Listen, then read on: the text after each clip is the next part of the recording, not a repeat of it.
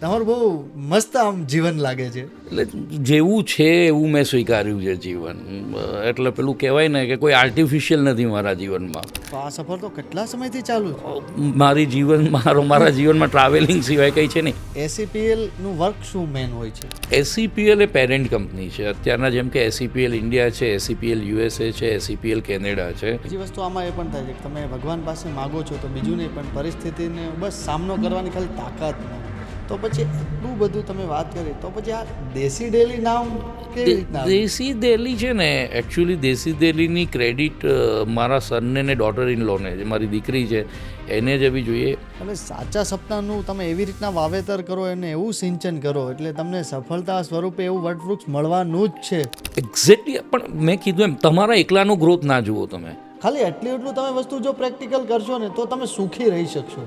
પણ મેં 55માં વર્ષે શીખી છે ને હું તમને 45 મિનિટમાં કહું છું. તો તમારું આમ મેન અત્યારે હવે વિઝન શું છે મારું દેશી ડેલીનું? દેશી દેલીનું પહેલું વિઝન તો સ્ટુડન્ટ્સ માટેનું છે.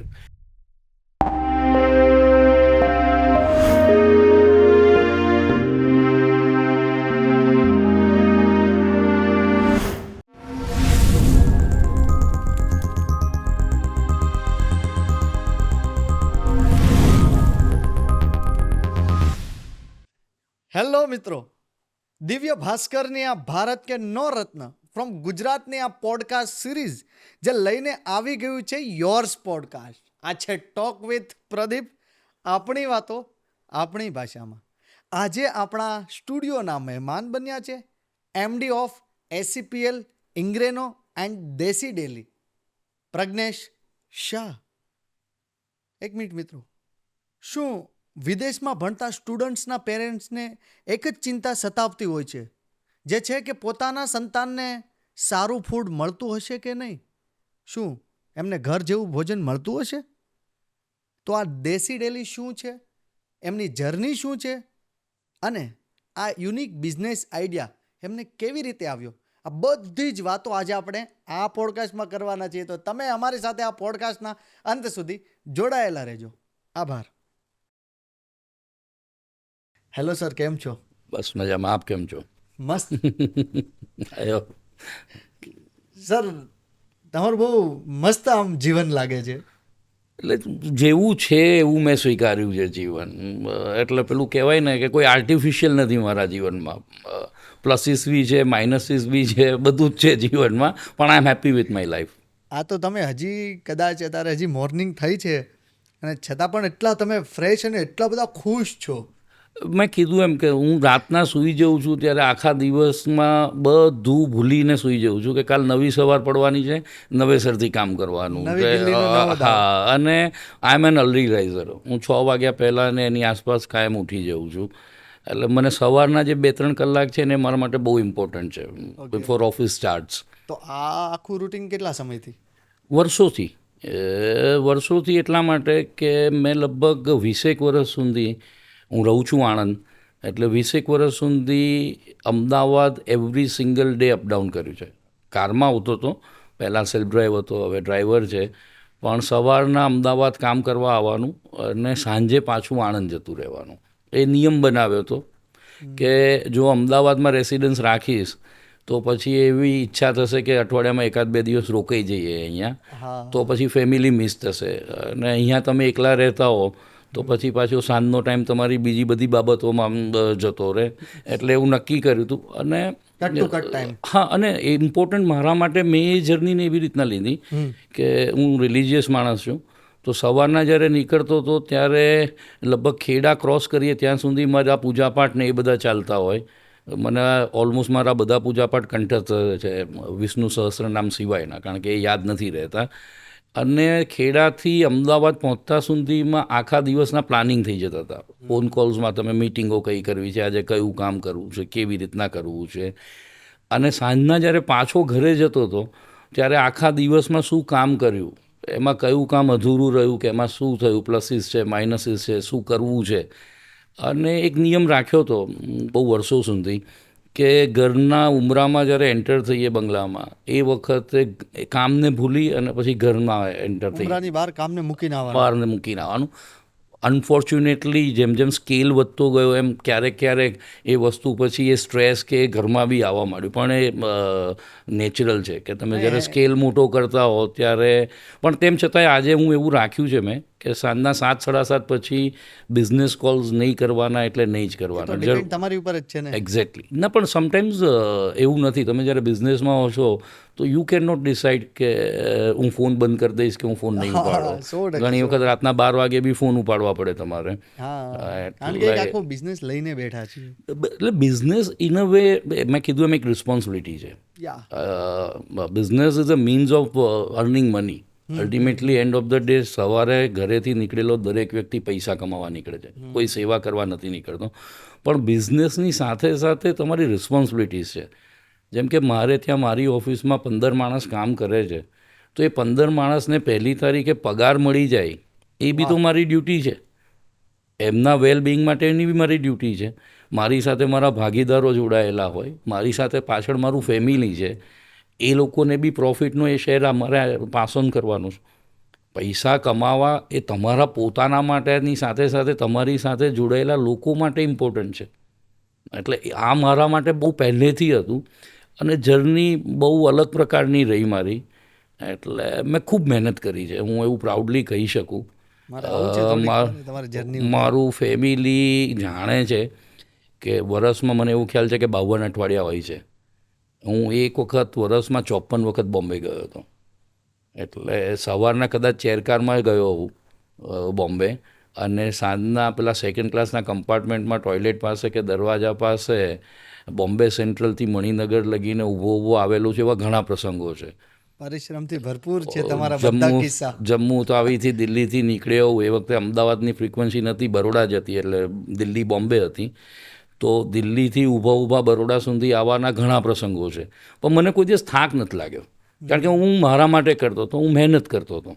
એન્ડ ઓફ ધ ડે સાંજના તમે ખુશ કેવી રીતના રહો છો એ મેં સમજ્યું હતું કે મેટર એ છે કે તમે સાંજે ખુશ. એટલે બોમ્બેની જર્નીમાં એવું હતું કે ઘણી બધી વખત મરીન લાઇન્સ પર ચોપાટી પર એક આરામ ગેસ્ટ હાઉસ છે, ત્યાં 80 રૂપિયામાં પલંગ આપતા હતા તમને.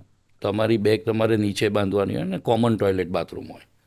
હું એમાં પણ પ્રેમથી રહ્યો છું, અને હવે JW મેરિયટમાં કે તાજમાં રહું છું તો એમાં પણ પ્રેમથી રહું છું. એટલે જ્યારે જેવો એ મોટી વાત નથી. તમે કામ કેવી રીતના કરો છો, તમને કામનું રિઝલ્ટ મળે છે કે નથી મળતું, ઇમ્પોર્ટન્ટ કામ છે. કામ ઇમ્પોર્ટન્ટ કરતાં બી કામનું એક્ઝિક્યુશન ઇમ્પોર્ટન્ટ છે. હું વાંચું છું ઘણી બધી વસ્તુઓ. અજીત દોભાલ સાહેબ છે આપણા નેશનલ સિક્યુરિટી એડવાઇઝર. મેં એમને ક્યાંક સાંભળાતા યુટ્યુબ પર, એમણે એક જ વસ્તુ કીધી હતી કે it is important to take the decision, અને it is important to take the right decision. પણ ઘણી બધી વખત તમે ડિસિઝન લો છો એ કદાચ રાઇટ નથી હોતું, તો પછી એ ડિસિઝનને વળગી રહો અને એ ડિસિઝનને રાઇટ કેવી રીતના કરાય એના માટે મહેનત કરો. આ બહુ ઇમ્પોર્ટન્ટ વસ્તુ છે બિઝનેસમાં. It is not every time કે તમે જે વિચાર્યું છે એ જ થાય. ઘણી બધી વખત તમારા કેલ્ક્યુલેશન, તમે જે સ્ટેપ લીધા હોય છે ખોટા પડતા હોય છે. પણ પછી તમે જે વિચાર્યું છે કે જે ડિસિઝન લીધું છે એને રાઇટ કરવા માટે શું કરવું પડશે, કઈ મહેનત કરવી પડશે, પહેલું તો એ ડિસિઝનને વળગી રહો, અને પછી એ ડિસિઝનને રાઇટ કેવી રીતના કહી છે એના માટે તમે એફર્ટ્સ કરો, તો તમને સક્સેસ મળશે. અત્યારથી જ અમને મસ્ત સફળતાની ચાવી મળવા મળી કે ચાલો ડિસિઝન તમે એક સમયે લઈ લીધું છે, એક્ઝેક્ટલી, બસ વાંધો નહીં, તો હવે એને વળગીને રહો. અને એને રાઇટ કેવી રીતના કરાય. ડિસિઝન રાઇટ હોય છે તો ફાઇન, તમને રિઝલ્ટ મળી જશે. પણ એવરી ટાઈમ એવું નથી હોતું. એ નાના માણસથી લઈને સૌથી મોટા માણસ માટે બી એ પરિસ્થિતિ આવતી જ હોય છે. મેં નોકિયાનો એક ઇન્સિડન્ટ સાંભળ્યો હતો કે નોકિયા મોબાઈલ ફોનમાં હતું and they got severely failed. તો નોકિયાના CEOએ કદાચ એવું કીધું હતું કે અમે તો બધું જ બરોબર કર્યું હતું, પણ ખબર નહીં કેમ ફેલ થઈ ગયા. સિમ્પલ લોજિક એવું હતું કે એપલને લોકોએ સ્માર્ટફોન ચાલુ કરી દીધા હતા, સેમસંગને એપલે, અને નોકિયા પેલી જૂની ટેકનોલોજીને વળગી રહ્યું હતું. એ લોકોએ અપડેટ નહોતું કર્યું. મેં હમણાં જ ચેતન ભગતની એક બુક વાંચી છે, 11 રૂલ્સ ઓફ લાઈફ. એમાં એક ચેપ્ટર છે, એનું નામ તો એણે કોકરોચ આપ્યું છે, પણ બહુ જબરજસ્ત એ બુક છે. ને એમાં આ કોકરોચવાળી વાત એણે કીધી, દેટ ઇઝ કોલ્ડ એન એડેપ્ટિવિટી. કોઈ પણ સિચ્યુએશનમાં તમે એડજસ્ટ કેવી રીતના થઈ શકો છો. તો એમાં એને કોકરોચનો દાખલો આપ્યો. હવે કોકરોચ માટે એણે એવું કીધું કે 10 લાખ વર્ષ 20 લાખ વર્ષથી કોકરોચ છે. ડાયનોસોર આવ્યા આખા જંગલ પર કે આખી દુનિયા પર રાજ કરતા હતા. એ વખતે પણ કોકરોચ હતા. પણ ડાયનાસોર નામશેષ થઈ ગયા કારણ કે એ ક્લાઇમેટ સાથે એડજસ્ટ ના થઈ શક્યા. કોકરોચ એ વખતે બી એડજસ્ટ થયો. દુનિયાની સૌથી મલ્ટીનેશનલ કંપનીઓએ અબજો રૂપિયા ખર્ચીને બેર જેવી કે બીજી કંપનીઓ છે, કોકરોચ મારવા માટેની દવાઓ વર્લ્ડ વાઇડ શોધાઈ. તો એ કોકરોચ ત્યાંથી નીકળીને તમારા રસોડામાં આવી ગયા. તમે એને રસોડામાંથી બેગોન સ્પ્રે ચાંટીને કાઢ્યા તો એ તમારા કબાટમાં આવી ગયા. તમે એને કબાટમાંથી કાઢ્યા તો છેલ્લે તમારા કારમાં આવી ગયા. પણ એ એડેપ્ટિવિટી છે કે કોઈ પણ સિચ્યુએશનમાં એડજસ્ટ થઈને આગળ કેવી રીતના વધવું. એટલે આ બધી વસ્તુઓ મેં જીવનમાં શીખી છે. મેં કીધું એમ મારી જર્ની, મારા ફાધર ઇન્કમટેક્સ ઓફિસર હતા જ્યારે મારો જન્મ પાલનપુરમાં થયેલો હતો. એ વખતે મારા ફાધર ઇન્કમટેક્સ ઇન્સ્પેક્ટર હતા. મારો એક સવાલ એ જ હતો કે તમારો જન્મ શું અમદાવાદમાં જ ના, થયો? પાલનપુરમાં થયો તો. મારા ફાધરની ટ્રાન્સફરેબલ જોબ હતી એટલે મને એ બ્લેસિંગ ઇન ડિસગાઇઝ કે જે એડવાન્ટેજ એવો થયો કે મેં મારું પહેલું ધોરણ અમદાવાદમાં કર્યું, આરાધના સ્કૂલ મણિનગરમાં. પછી 2 થી 6 ધોરણ મેં પોરબંદરમાં કર્યું. Entirely different zone. કાઠિયાવાડનું એક્સ્ટ્રીમ પોઈન્ટ પોરબંદર છે, બરાબર છે. એટલે 4-5 વર્ષ ત્યાં ભણ્યો. ત્યાંથી એમની ટ્રાન્સફર પેટલાદ થઈ, એટલે પાછું એક્સ્ટ્રીમલી ડિફરન્ટ ઝોન. ત્યાંથી આણંદ, આણંદથી પાછા અમદાવાદ અને અમદાવાદથી પાછા આણંદ. તો આ સફર તો કેટલા સમયથી ચાલુ છે? મારા જીવનમાં ટ્રાવેલિંગ સિવાય કંઈ છે નહીં. પણ આનો એડવાન્ટેજ એવો થયો કે તમે જ્યારે યંગ એજમાં તમારી સ્કૂલ બદલાય છે, તમારું ગામ બદલાય છે, તો તમારે મિત્રો બનાવવા પડે છે. જેમ કે ઘણા બધા લોકો સાથે એવું હશે કે 1 થી 10 ધોરણ બધા એક સાથે જ ભણેલા હોય, બરાબર છે. પણ તમારે તો દર 3 વર્ષે નવા મિત્રો બનાવવાના છે કારણ કે તમે નવા છો. મારે જ્યારે પોરબંદરથી પેટલા ટ્રાન્સફર થઈ ફાધરની, હું 7th હતો, તો લેંગ્વેજ વોઝ એન ઇશ્યુ. હું ટિપિકલ કાઠિયાવાડી બોલતો હતો અને ચરોતરનો પ્રદેશ પેટલાદ, ત્યાંની લેંગ્વેજ એકદમ જુદી. એટલે ઘણીવાર તમે હાંસીને પાત્ર બનો. પણ હું 7મામાં ત્યાં ગયો અને 10મા ધોરણમાં એ જ સ્કૂલમાં જનરલ સેક્રેટરી બન્યો હતો. તમે સમજ્યા વાતને? એટલે એ તમારી એડેપ્ટિવિટી છે કે તમે કોઈ પણ સિચ્યુએશનમાં એડજસ્ટ થાવ છો. એટલે મેં કીધું એમ બાળપણ મારું બહુ સરસ. ફાધર મારા રાજા જેવા બહુ પવિત્ર માણસ. આજે એકચ્યુઅલી તમે મારો આ પોડકાસ્ટ કરી રહ્યા છે, આજે જ એમની 25મી પુણ્યતિથિ છે. 25 વર્ષ પહેલાં એ ગુજરી ગયા હતા. પણ એમને ઘણી બધી વસ્તુઓ શીખવાડી હતી એ રીતના કે એક તો એજ્યુકેશન પર ફોકસ કરતા હતા એ પોતે. કારણ કે મારા ફાધર એક એવી એડવર્સ સિચ્યુએશનમાં, એમના ફાધર બહુ પૈસા પાત્ર હતા પણ ખબર નહીં કોઈ સમહાવ પરિસ્થિતિ, my father was telling me, use to tell me કે એ ગોધરામાં સ્ટ્રીટ લાઇટની નીચે બેસીને ભણેલા હતા અને ખાંડ નથી તો ચા બનાવે તો પેલી પીપરમીન્ટની ગોળી નાખીને પણ ખાતા. અને એ જમાનામાં, he વોઝ બોર્ન ઇન 1930, એટલે એ જમાનામાં 1947-48માં પોદાર કોલેજ જે બોમ્બેમાં છે, એ વખતે પોદાર કોલેજ ઇન્ડિયાની બેસ્ટ કોલેજ ગણાતી હતી અને એમાં ફર્સ્ટ એટેમ્પ્ટે પાસ થવું એ બહુ મોટી વાત હતી. અને મારા ફાધર પાસ થયેલા હતા. મારા નાના, મારું મોસાળ કપડવંત થાય અને પછી ગોધરા, આમ તો મારું વતન ના થાય પણ મારા ફાધર લોકો માઇગ્રેટ થયા હતા એટલે આમ ગોધરા વતન કહેવાય. મારા નાના પણ વાંચવાના બહુ શોખીન હતા, રીડર ડાયજેસ્ટથી માંડીને એમાં. માય મધર, હું મારા મધર સાથે રહું છું આણંદ અત્યારના, સી ઇઝ 90. અને મારા મધરને મેં કીધું એમ એ વખતે ઇંગ્લિશ મીડિયમ સ્કૂલમાં ભણ્યા હતા. એટલે આજે પણ અલ્ઝાઇમરથી થોડુંક એમને છે, ઉંમર થઈ ગઈ છે એમની, પણ આજે પણ અમારે કશું કહેવું હોય તો અમે ગુજરાતીમાં લખીને બતાવીએ છીએ તો એ જનરલી સમજી નથી શકતા, પણ ઇંગ્લિશમાં જેવું લખીને બતાવીએ છીએ તો એ તરત સમજી જાય છે કે શું લખેલું છે. એટલે એજ્યુકેશન અને એ બધી વસ્તુ હતી. પ્લસ મારા ફાધર નાનપણમાં, અમે લોકો 6 ભાઈ બહેનો છે, એટલે મોટા બહેનના મેરેજ થઈ ગયા હતા, પણ રોજ સાંજના અડધો કલાક જનરલ નોલેજના ક્વેશ્ચન્સ પૂછતા. બહુ સિમ્પલ ક્વેશ્ચન્સ હોય કે ભાઈ એક ઘોડાને 4 પગ હોય તો 5 ઘોડાને કેટલા હોય, તો એ મેથ્સનો ક્વેશ્ચન થયો. બીબીસીનું ફૂલ ફોર્મ શું છે, બ્રિટિશ બ્રોડકાસ્ટિંગ કોર્પોરેશન. એટલે નાનપણથી જ આ વસ્તુઓ મારામાં આવી ગઈ હતી કે વાંચવું, એટલે જેટલું વાંચશો કે જેટલું સમજશો એટલું તમને સમજણ પડશે. ભણવામાં હોશિયાર હતો, મેથ્સ બહુ પાવરફુલ હતું મારું, પણ ક્રિકેટનો બહુ શોખ હતો એટલે ક્યારે બહુ લાંબુ ફોકસ નહોતું કર્યું. પણ એવું હતું કે જબરજસ્ત. શું કેવું છે હમણાં જ T20?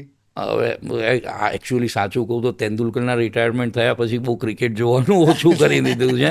અને હું ઇન્ડિયા પાકિસ્તાનની મેચ મેં 1996થી નથી જોઈ. કારણ કે હું જોઈ નથી શકતો. એટલે આજે પણ ઇન્ડિયા પાકિસ્તાનની મેચ હોય તો હું કાં તો કોઈ એક રૂમમાં મારી જાતને લોક કરી દઉં અથવા કારમાં સેલ્ફ ડ્રાઈવમાં નીકળી જાઉં. ઘરેથી એવો ફોન આવે કે 100% જીતી જવાના છે તો જ પાછો ઘરે જઉં, પણ બીજા દિવસે પછી બોલ ટુ બોલ આખી મેચ જોઈ લઉં, કારણ કે જોવાતી નથી મેચ. પેશનેટ હતો ક્રિકેટ માટે, બહુ સારું રમતો હતો. પણ મેં કીધું એમ એજ્યુકેશન પર ફોર્સ હતો. પછી યંગ એજમાં આપણને બધાને જે થાય છે એમ બીજા શોખો લાગે, આ લાગે તે લાગે. મારું મેડિકલ મારા ખ્યાલથી 2 માર્ક માટે ગયું હતું. તો તમે આ બધી વાત કરી તો તમને ફૂડ ઉપર મારે થોડુંક, બધી જ જગ્યાનું ફૂડ તમને ખ્યાલ છે, અમદાવાદનું ફૂડ તમને કેવું લાગે છે? ફૂડ મેં કીધું એમ ફૂડ છે ને ઇમોશનલ કનેક્ટ છે. મારી વાત તમે સમજજો. અમદાવાદમાં રહેલા માણસને અમદાવાદમાં જે પાણીપુરી મળે છે, મારી વાત સાંભળો, કે અમદાવાદના જે ફાફડા છે કે અમદાવાદની ટિપિકલ જે કંઈ વસ્તુઓ છે એની સામે એનાથી સારી ક્વોલિટી, સારો ટેસ્ટ તમે આપશો પણ એને એ જ ટેસ્ટ ગમશે. રાજસ્થાનના માણસને રાજસ્થાનમાં ઉદયપુરમાં એને જે પેલી JMBની કચોરી મળે એને તમે દુનિયાની કોઈ પણ કચોરી ખવડાવી દો. એટલે મેં એક વસ્તુ એવી જોઈ કે દિલ્હી જતો ત્યારે મને એવી સમજણ પડતી કે કોનાટ પ્લેસ પર કે અજમલ ખાન રોડ પર જે લારી પર છોલે કુલચા મળે છે એનો ટેસ્ટ જે છે કે બંગાળી માર્કેટમાં જાઓ કે એટલે ગોલ માર્કેટમાં જાઓ, જે ટિપિકલ ફૂડનો ટેસ્ટ હોય છે. એટલે ફૂડ છે ને મેં કીધું એમ ઇન્ડિવિજ્યુઅલનો શોખ છે અને એની ચોઇસીસ છે. એ જ્યાં જોડાયો છે ત્યાં મેં તમને જ કીધું કે પેલા ભાઈને કદાચ હમણાં જ વાત થઈ ઇન્ટરવ્યૂ પહેલાં જ કે ભાઈ ખીચડી એ સીધી સાદી વસ્તુ છે. દાળ ચોખા નાખો ને ખીચડી તૈયાર થઈ જાય. સાહેબ આજે હું એવું 100% કહું કે તમારી માએ બનાવેલી ખીચડી આજે તમને યાદ આવતી હશે. એ ખીચડી જેવો ટેસ્ટ તમે ગમે તેવી રેસ્ટોરન્ટમાં જઈને ખાઓ, ગમે ત્યાં ખાઓ, પણ ઘરની ખીચડી એ ઘરની ખીચડી. એટલે ફૂડ, મને કુકિંગનો બી શોખ છે. હું લાંબુ પડું તો નથી બનાવતો, પણ જેટલું બનાવું છું એટલું પેશનલી બનાવું છું. કે જાતે શાકભાજી ખરીદવા જવાનું, જાતે સમારવાના, જાતે પ્રિપરેશન કરવાનું, જાતે મસાલા ખાંડવાના, અને પછી ચૂલા કૂકને કહીએ કે કરી આપે નોકરને, અને પછી એની પર બનાવીને ખાઓ, પણ એનો સ્વાદ જ અલગ આવે છે. હવે એટલે ફૂડ મેં કીધું એમ મારી સાથે પહેલે હું બહુ ઓછું ખાવાવાળો છું, પણ ટેસ્ટની ખબર પડે છે કે આને ટેસ્ટી કહેવાય કે આ કહેવાય. હા, ઇટાલિયન, મેક્સિકન, ચાઇનીઝ, મોમોઝ એમાં બહુ લાંબુ પડું નોલેજ મને નથી કે ઓથેન્ટિક ટેસ્ટ કોને કહેવાય. એટલે ફૂડની જર્ની પહેલેથી શરૂ થઈ, પણ ફૂડમાં વધારે ઇન્ટરેસ્ટ કે કનેક્શન ત્યારે થયું જ્યારે મારો દીકરો કેનેડા ગયો. ઓકે, એટલે મારે એ થોડોક તો મનમાં ડાઉટ એ જ હતા કે તો તમે ફૂડની આખી આ જર્ની કેવી રીતના મેન શરૂ થઈ અને આવો યુનિક આઈડિયા કઈ રીતના આવે કે એને બિઝનેસ ઉપર લઈ જાઓ? અચાનક જ મેં કીધું એમ કે ડેસ્ટિની, હું હંમેશા ઉપરવાળામાં માનું છું કે ડેસ્ટિની ડોટ કનેક્ટ કરતી હોય છે. એ તમને એક દિશામાં લઈ જવા માંગતી હોય છે. તમે ગમે તેટલું કરો, તમને એ દિશામાં લઈ જ જશે. તમારે જવું છે કે 2020માં કોવિડના ટાઈમમાં હું 2 મિત્રો સાથે દુબઈ ગયો હતો 2-3 દિવસ માટે. હવે એ ભાઈ જેને ત્યાં ગયો હતો એમનો દાળોનો ખૂબ મોટો વેપાર છે, દુનિયામાં એમનું નામ છે. 700-800 માણસ એમની ફેક્ટરીમાં કામ કરે છે. અમારા ગાઢ સંબંધો, અને જે મિત્ર સાથે આવ્યો હતો એની મસાલાની ફેક્ટરી છે અમદાવાદમાં વર્ષોથી. એટલે એ વખતે મારા દીકરાની વાત નીકળી. એટલે મેં એવું કીધું કે કંઈક કરવું છે એના માટે, પણ કંઈક સારું કરવું છે એના માટે. મારે એને પાછો નથી લાવવો અહીંયા, અને એને બી કદાચ નહીં આવવું હોય તો એ શું કરી શકાય. એટલે એ વખતે એમને એવું કીધું કે યાર અમે બેઠા છે, એને દાળોનો ધંધો કરાવીએ. બીજા મિત્રે કીધું કે એને મસાલાના ધંધા કરાવીએ. એટલે શરૂઆત ખાલી આ દાળ ને મસાલાના હોલસેલના બિઝનેસથી થઈ. પછી પાછો આવ્યો, એક નિયમ એવો પણ બનાવ્યો તો દીકરો 2018માં ગયો ત્યારે, એક જ દીકરો છે એટલે કે દર 4-5 મહિને કે 6 મહિને કાં અમે ત્યાં આવીશું કાં તારે અહીંયા આવવાનું, આપણે કનેક્ટેડ રહીશું એકબીજાની સાથે. એટલે જતા આવતા રહેતા હતા. કેનેડામાં ગયો, અમેરિકામાં ભાઈ બહેન રહે છે એટલે કેનેડા જઈએ તો અમેરિકા ટ્રાવેલ કરીને આવીએ. ત્યારે જોયું કે એસ્ટાબ્લિશ પ્લેયરો છે અહીંયા, પણ ડોમિનેટિંગ માર્કેટ છે. પછી એ જોયું કે ત્યાં કેટેગરી વાઇઝ સ્ટોર્સ છે. એટલે એ જ એમાં 5-7 વર્ષ પહેલાં કદાચ એવું હતું કેનેડામાં, તો હજી પણ એવું છે, અમેરિકામાં હવે ચાલુ થયું છે કે ગ્રોસરી, ઇન્ડિયન ગ્રોસરી સ્ટોર 2 રીતના ડિવાઈડ થઈ ગયેલા હતા. એક ગુજરાતી ડોમિનેટેડ સ્ટોર્સ અને એક Punjabi dominated stores. South Indian સ્ટોર્સની આઇટમ્સ એમાં મળતી, હવે સાઉથ ઇન્ડિયનના સ્પેશિયલાઇઝ સ્ટોર્સ ચાલુ થયા છે. એટલે પછી મેં જોયું કે આમાં ખરેખર ઘણો બધો સ્કોપ છે અને ઘણું બધું કરી શકાય એવું છે. પછી થોડુંક વધારે રિસર્ચ કર્યું તો એવી સમજણ પડી કે આપણા લોકો ત્યાં જે દાળો ખાય છે કે જે મસાલા ખાય છે એ જરૂરી નથી કે ઇન્ડિયાથી જ જાય છે.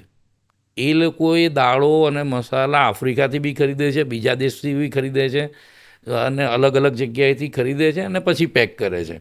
ઓકે. ત્યારે એવો વિચાર આવ્યો કે તો પછી ઇન્ડિયન કોમ્યુનિટીને ઇન્ડિયાની બેસ્ટ ક્વોલિટીની પલ્સીસ છે કે સ્પાઇસીસ છે કે બીન્સ છે એ કેમ ના આપવા. એટલે સ્કોપ થોડોક વાઇડ થયો એ વખતે કે તમારી પોતાની બ્રાન્ડ એક ઊભી કરીએ હોલસેલને કરવાની જગ્યાએ. એટલે દીકરાએ પછી ઇન્ડિયન ગ્રેઇન કોન્સેપ્ટ હતો, એટલે પહેલાં મેં ઇનગ્રેઇન નામ ટ્રાય કર્યું, એ ના મળ્યું પેટન્ટ, એટલે ઇનગ્રેનો કર્યું. મારા ખ્યાલથી ઇનગ્રેનોનો મતલબ સ્પેનિશમાં બી સસ્ટેનેબિલિટી થઈ છે, એટલે મિનિંગ પણ હતો. આ નામ યુ કેન રિકોલ કે ઇનગ્રેનો એટલે ઇન્ડિયાનું નામ સાથે આવે છે. એ રીતના એક બ્રાન્ડ ડેવલપ થઈ જે પલ્સીસ ને સ્પાઇસીસ માટે હતી. ત્યારે પછી ફરીથી જતાં આવતા ખબર પડી કે ફ્રોઝન ફૂડને રેડી ટુ ઇટ કોવિડ પછી જબરજસ્ત બૂમ પર છે. કારણ કે કોવિડે એક વસ્તુ શીખવાડી આપણને બધાને કે આખી દુનિયામાં બધું બંધ થઈ જશે. પેટ્રોલ વગર ચાલશે, ગાડી વગર ચાલશે, બધા વગર ચાલશે, પણ ખાધા વગર નહીં ચાલે, ફૂડ વગર નહીં ચાલે. Food is a necessity. અને એ વખતે આપણે ફૂડ કેવી રીતના ગ્રોસરી મેનેજ કરતા હતા આપણને ખબર છે બધાને. એટલે ત્યારે એક આઈડિયા આવ્યો કે હવે ફ્રોઝન ફૂડને રેડી ટુ ઇટમાં જઈએ. એટલે frozen to food, ready to eat, pulses, spices નહીં કર્યું. એ પછી જેમ ઊંડો ઉતરતો ગયો એમ ખબર પડી કે ઓર્ગેનિક શું છે અને ઓર્ગેનિકની જર્ની શું છે. કારણ કે વેસ્ટર્ન વર્લ્ડના ત્યાંના લોકોને ઓર્ગેનિકનો ક્રેઝ છે. હોલ ફૂડ્સ કરીને બહુ મોટી ચેઇન છે કે જ્યાં જનરલ ગ્રોસરી કરતાં લગભગ ઓલમોસ્ટ ડબલ પ્રાઇઝે ઓર્ગેનિક ગ્રોસરી મળે છે અને લોકો લેતા હોય છે. અને એ વખતે ચેક કર્યું કે ઇન્ડિયાથી જે ઓર્ગેનિક ગ્રોસરી જાય છે એ ખરેખર ઓથેન્ટિક છે, તો મોટાભાગની ગ્રોસરી ઓથેન્ટિક નથી. એ ઓર્ગેનિકનું નામ આપી દેતા હતા. એટલે આવીને પછી ઓર્ગેનિકની જર્ની ચાલુ કરી. સજીવન જેવી રાજકોટની એક સંસ્થા હતી, જોધપુર ને પાલીમાં જે લોકો હતા, મોરારકા ફાઉન્ડેશનવાળા હતા, એ લોકો સાથે જોડાયા કે ઓર્ગેનિક છે શું. ત્યારે ખબર પડી કે NPOP અને NOP બે સ્ટેન્ડર્ડ છે. હવે આ અનફોર્ચ્યુનેટલી આજે પણ ઇન્ડિયામાં રેડિયો પર તમારા FM ચેનલ પર ને એની પર હું એડ સાંભળતો હતો, કોઈ સ્ટોરનું નામ નથી ખબર, પણ એ એવું ક્લેમ કરતા હતા કે NPOP સર્ટિફાઈડ ઓર્ગેનિક વસ્તુઓ મળશે. Actually NPOP is the process. 3 વર્ષ તમે NPOP સ્ટાન્ડર્ડ કન્ટિન્યુ કરો તો તમે NOP સર્ટિફાઈડ થાઓ. And NOP is an 100% organic વસ્તુ. એટલે પછી મેં ફોકસ કર્યું કે આપણે NOP certified organic grocery procure કરી છે. ખેડૂતો સાથે આ સંસ્થાઓ થ્રુ ખેડૂતો સાથે જોડાયા, એટલે એમાં ઓર્ગેનિક ગ્રોસરી એડ થઈ. આ જર્ની ચાલતી હતી ને ત્યાં જ નરેન્દ્ર મોદી સાહેબે, પ્રધાનમંત્રીજીએ 2023ને પહેલાં તો ઇન્ડિયામાં મિલેટ યર્સ ડિક્લેર કર્યું અને પછી એમના પ્રયત્નોથી અને એનાથી 2023 ઇન્ટરનેશનલ મિલેટ યર્સ ડિક્લેર થયું. એટલે આખા વર્લ્ડમાં મિલેટ્સ માટે એક અવેરનેસ આવી. Millets, India is the highest producer of millet products. અને મિલેટ્સને જે તે વખતે જાડું અનાજ કહેવાતું હતું, કારણ કે એ ટ્રાઇબલનું ફૂડ હતું. ટ્રાઇબલ જ એને પકવતા હતા અને ટ્રાઇબલ જ એને ખાતા હતા. મોટા મોટી આમ તો 11 જાતના મિલેટ્સ હોય છે, પણ બાજરી છે, જવાર છે, રાગી છે, તમે સમજો છો. હવે આ મેં કીધું એમ ખેડૂતોનું કે ટ્રાઇબલનું ફૂડ હતું, એ જ ખાતા હતા ને એ જ પકવતા હતા. ત્યારે એક વખત એવો વિચાર આવ્યો કે ખરેખર મિલેટને કેવી રીતના આગળ પ્રોડ્યુસ કરી જવાય. તો એક સમજણ પડી કે મિલેટ્સની તમારે હાઈ એન્ડ પ્રોડક્ટ બનાવવી પડે અને એ પ્રોડક્ટ ટેસ્ટી પણ હોવી જોઈએ અને એ પ્રોડક્ટ્સ બીજી બધી પ્રોડક્ટ સાથે કમ્પેટેબિલિટીમાં હોવી જોઈએ. એટલે એમાંથી એક મિલેટ સિરીઝનો આઈડિયા આવ્યો. એટલે હું વાંચતો હતો, એટલે પછી જેમ મોદી સાહેબે મિલેટ્સને શ્રી અનાજ નામ આપ્યું, એટલે મેં અમારી મિલેટ સિરીઝને સંસ્કૃતના વર્ડ શોધ્યા તો એક નામ યાદ આવ્યું, સુખ. એટલે એનો ઇંગ્લિશમાં મિનિંગ પ્યોર હેપીનેસ થાય છે. એટલે અમે ઇન્ગ્રેનો સુખ સિરીઝ કરીને મિલેટ સિરીઝમાં આગળ વધ્યા. આજે અમે મિલેટ સિરીઝમાં કૂકીઝ છે, લડ્ડુસ છે, મિલેટ્સની ભાખરી છે, મિલેટ્સના નાચોસ, પાસ્તાસ, ઘણી બધી પ્રોડક્ટો લઈને અમે મિલેટ્સમાં આવી રહ્યા છે. બરાબર છે. અને ઓલરેડી અત્યારના કેનેડા અને અમેરિકામાં અવેલેબલ છે. અને મિલેટ્સની પ્રોડક્ટ્સમાં જેમ કે કૂકીઝમાં ગયો હું, તો વર્લ્ડ વાઇડ સર્વે કર્યો તો કૂકીઝ 2 વસ્તુ વગર બનતી નથી. એક એમાં મેંદો એટલે કે વ્હીટ ફ્લોર, અને બીજું હાઇડ્રોનેટેડ પામ એટલે કે ડાલડા. આ 2 કૂકીઝનું સૌથી ઇમ્પોર્ટન્ટ વસ્તુ છે કૂકીઝ બનાવવા માટે.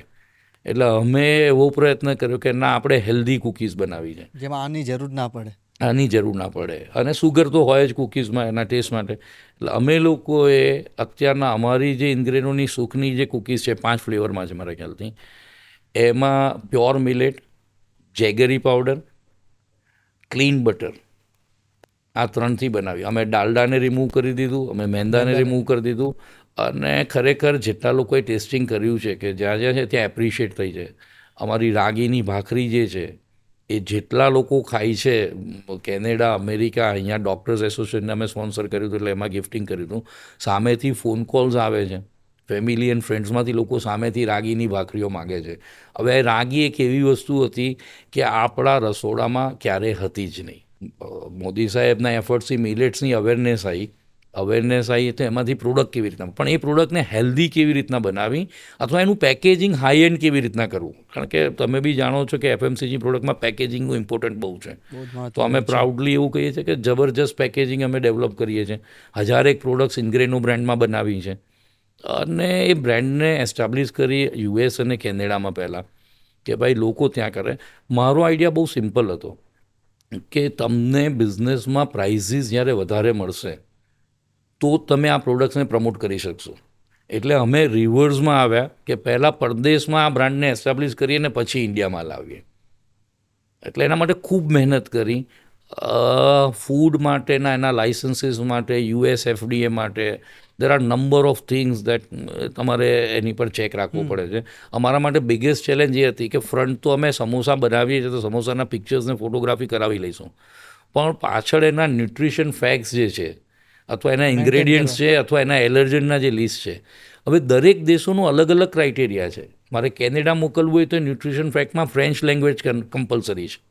યુએસનું ન્યુટ્રિશન ફેક્ટનું એક અલગ ટેબલ છે, યુકેનું એક અલગ ટેબલ છે. હવે રશિયા ચાલુ કરું છું તો મારે ન્યુટ્રિશન ટેબલ રશિયન લેંગ્વેજમાં પણ લખવું પડશે. એટલે that was the biggest challenge કે હવે તમે 1000 પ્રોડક્ટ કરો તો 1000 પ્રોડક્ટના આ બધી લેંગ્વેજમાં કે એ કન્ટ્રીના સ્ટાન્ડર્ડ્સ પ્રમાણેના ન્યુટ્રિશન ફેક્ટ કેવી રીતના ત્યાં. પણ યંગ ટીમ છે, સારી ટીમ છે, મહેનત કરે છે અને અમે સક્સેસફુલી ઇન્ગ્રેનોને એસ્ટાબ્લિશ કરી લીધી. અત્યારના ઇન્ગ્રેનો જાણીતી બ્રાન્ડ છે અમેરિકા અને કેનેડામાં, બરાબર ને. પણ પછી મેં કીધું એમ જર્ની છે, જર્ની બંધ નથી થતી. તમારી આખી ફૂડની જર્ની પણ બહુ જ ઇન્ટરેસ્ટિંગ છે. એક્ઝેક્ટલી. SEPL નું વર્ક શું મેન હોય છે? SEPL એ પેરેન્ટ કંપની છે અત્યારના, જેમ કે SEPL ઇન્ડિયા છે, SEPL USA છે, SEPL કેનેડા છે. ટૂંક સમયમાં SEPL રશિયા થશે, SEPL જોર્જિયા થશે, એમ આગળ ચાલતું થશે. એટલે પહેલાં તો મારે એક ટ્રસ્ટ લેવલ ઊભું કરવું હતું કે ભાઈ આ જ કંપની જે ઇન્ડિયામાં છે એ જ કંપની અમેરિકામાં છે અને એ જ કંપની કેનેડામાં છે. એટલે અમે લોકોએ, મેં વ્યક્તિગત એવું વિચાર્યું કે આખી સાયકલ જ્યારે તમારી પાસે હોય તો તમારો કંટ્રોલ રહે.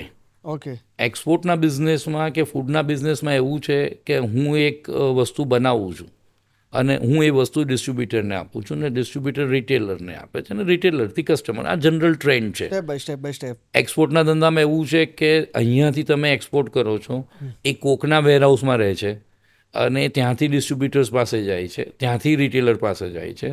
એટલે એક બાજુ બેકવર્ડ ઇન્ટિગ્રેશનમાં, એટલે પહેલાં હું તમને એવું કહું તો મેં આ બિઝનેસને એવું સમજ્યું, અથવા જનરલી ઓવરઓલ બધા બિઝનેસમાં એવું હોય છે કે there are 3 integration. One is backward integration, one is central integration and one is forward integration. બેકવર્ડમાં એવું છે તો અમે ખેડૂતો સાથે જોડાયા. ત્યારે જ મેં સમજ્યું મારી જાત સાથે કે હું બધી વસ્તુઓ મેન્યુફેક્ચરિંગ નહીં કરી શકું. જો હું મારો સમય આમાં આપી દઈશ તો હું બીજા 2 ઇન્ટિગ્રેશનમાં નહીં આપી શકું. ઇન્વેસ્ટમેન્ટનો બી પ્રશ્ન આવે, બધું જ આવે તમારે. એટલે કોન્ટ્રાક્ટ મેન્યુફેક્ચરિંગ કરાવવાનું નક્કી કર્યું. તો એના માટેના સ્ટાન્ડર્ડ નક્કી કર્યા કે ભાઈ આપણી પ્રોડક્ટ બેસ્ટ ક્વોલિટીની હોવી જોઈએ. તમે પ્રાઇઝને કમ્પેર ના કરતા, 5 પૈસા ઓછા કમાવાના મળશે. મેં એટલું સમજ્યું છે કે બ્રાન્ડ લોયલ્ટી તમારે ક્રિએટ કરવી હોય તો બહુ જ સિમ્પલ ફોર્મ્યુલા છે એની કે એક તમારી ક્વોલિટી બેસ્ટ હોવી જોઈએ, એક તમારા પ્રાઇસ કમ્પિટિટિવ હોવા જોઈએ અને ત્રીજું રાઉન્ડ ધ યર એની અવેલેબિલિટી હોવી જોઈએ. Now I am talking about the USA, Canada or other countries. એક્સપોર્ટની વાત કરું છું તો પહેલાં ખેડૂતો સાથે જોડાયા, ત્યાંથી માલ કેવી રીતના પ્રોક્યોર થાય, કોન્ટ્રાક્ટ મેન્યુફેક્ચરિંગ સાથે એના એગ્રીમેન્ટ્સ કર્યા જેમાં સ્ટાન્ડર્ડ્સ નક્કી કરાવડાયા કે આ જ ક્વોલિટી, એના ઇન્સ્પેક્શન, એના લેબ ટેસ્ટિંગને એ કરાયા કે ભાઈ જે ક્વોલિટી આપણે આવીએ છીએ એ જ ક્વોલિટી આપણને મળે, ભલે 5 પૈસા વધારે જાય એમાં. પેકેજિંગ ડેવલપ કર્યું, એટલે this is about the backward integration. Central integration what I understand is finance, administration, teamwork, planning અને એ છે. અને ફોરવર્ડ ઇન્ટિગ્રેશન ઇઝ સેલ્સ. પણ સેલ્સ એ દેશોમાં કરવા માટે સૌથી પહેલી વાત મને એ સમજણ પડી કે આપણા પોતાના વેરહાઉસ હોવા જોઈએ, આપણા પોતાની ફ્રીઝિંગ ફેસિલિટીઝ હોવી જોઈએ અને રાઉન્ડ ધ યર માલ ત્યાં અવેલેબલ હોવો જોઈએ. તો જ તમારી બ્રાન્ડ એસ્ટાબ્લિશ થશે. હા, જનરલી ફોરેનમાં શું થાય છે કે જે લોકો ડિસ્ટ્રીબ્યુટર્સ હોય છે એ પહેલાં ઓર્ડર કલેક્ટ કરે છે બજારમાંથી, પછી ઇન્ડિયામાં પ્લેસ કરે છે, પછી ઇન્ડિયાથી એ માલ બનીને એક્સપોર્ટ થાય છે અને એ માલ પહોંચે છે અને પછી સપ્લાય થાય છે. પણ આ આખી સાયકલ 120 દિવસની થઈ જાય છે. કારણ કે 30 દિવસ મેન્યુફેક્ચરિંગમાં થાય, 30-40 દિવસ અહીંયાથી સેલિંગમાં થાય, ત્યાં પહોંચે, કસ્ટમ ક્લિયરન્સ, વેરહાઉસમાં જાય, વેરહાઉસથી ડિસ્ટ્રીબ્યુટર્સ પાસે જાય, પછી રિટેલર્સ પાસે જાય. એટલે અમે એવું પ્લાનિંગ કર્યું કે ભાઈ 3 કન્ટેનરનું પ્લાનિંગ કરો દરેક આઇટમનું, કે એક ત્યાં સ્ટોકમાં હોય, એક રસ્તામાં હોય અને એક મેન્યુફેક્ચરિંગમાં હોય, તો તમારો આ કોન્સ્ટન્ટ સપ્લાય ચાલુ રહે. હવે આ 1000 પ્રોડક્ટ કરવા માટેનો હું એવું નથી કહેતો કે અમે અચીવ કરી લીધું છે, પણ અમે એ પ્રોસેસમાં આગળ છે. એટલે વેરહાઉસીસ કર્યા હિંમત કરીને અને માલ ત્યાં અવેલેબલ કરાયો. અવેલેબલ કરાયા પછી ડિસ્ટ્રીબ્યુટર્સ પાસે ગયા કે ભાઈ તમે જ્યારે માગશો ત્યારે આ માલ અવેલેબલ હશે. એટલે એક આ જર્ની શરૂ થઈ SEPLની, અને SEPLની એક બ્રાન્ડ ક્રિએટ થઈ ઇનગ્રેનો. આ 2 વસ્તુ કરતાં કરતાં ઘણી બધી વસ્તુઓ સમજમાં કે ક્યાં તકલીફો પડે છે, શું પડે છે. ઓફિસના સ્ટાફમાં પ્લસીસ થાય, માઇનસીસ થાય. પણ મેં કીધું એમ, આઈ એમ 69 બોર્ન, એટલે 54 વર્ષ ચાલે છે, આવતા મહિને 55 વર્ષ પૂરા થશે.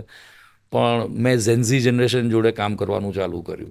ઝેન્ઝી જનરેશન, મને એ વખતે જ વર્ડ ખબર પડી હમણાં 1 વર્ષ પહેલાં કે 2000 ને એની આસપાસ જન્મેલા લોકોને ઝેન્ઝી જનરેશન કરે છે.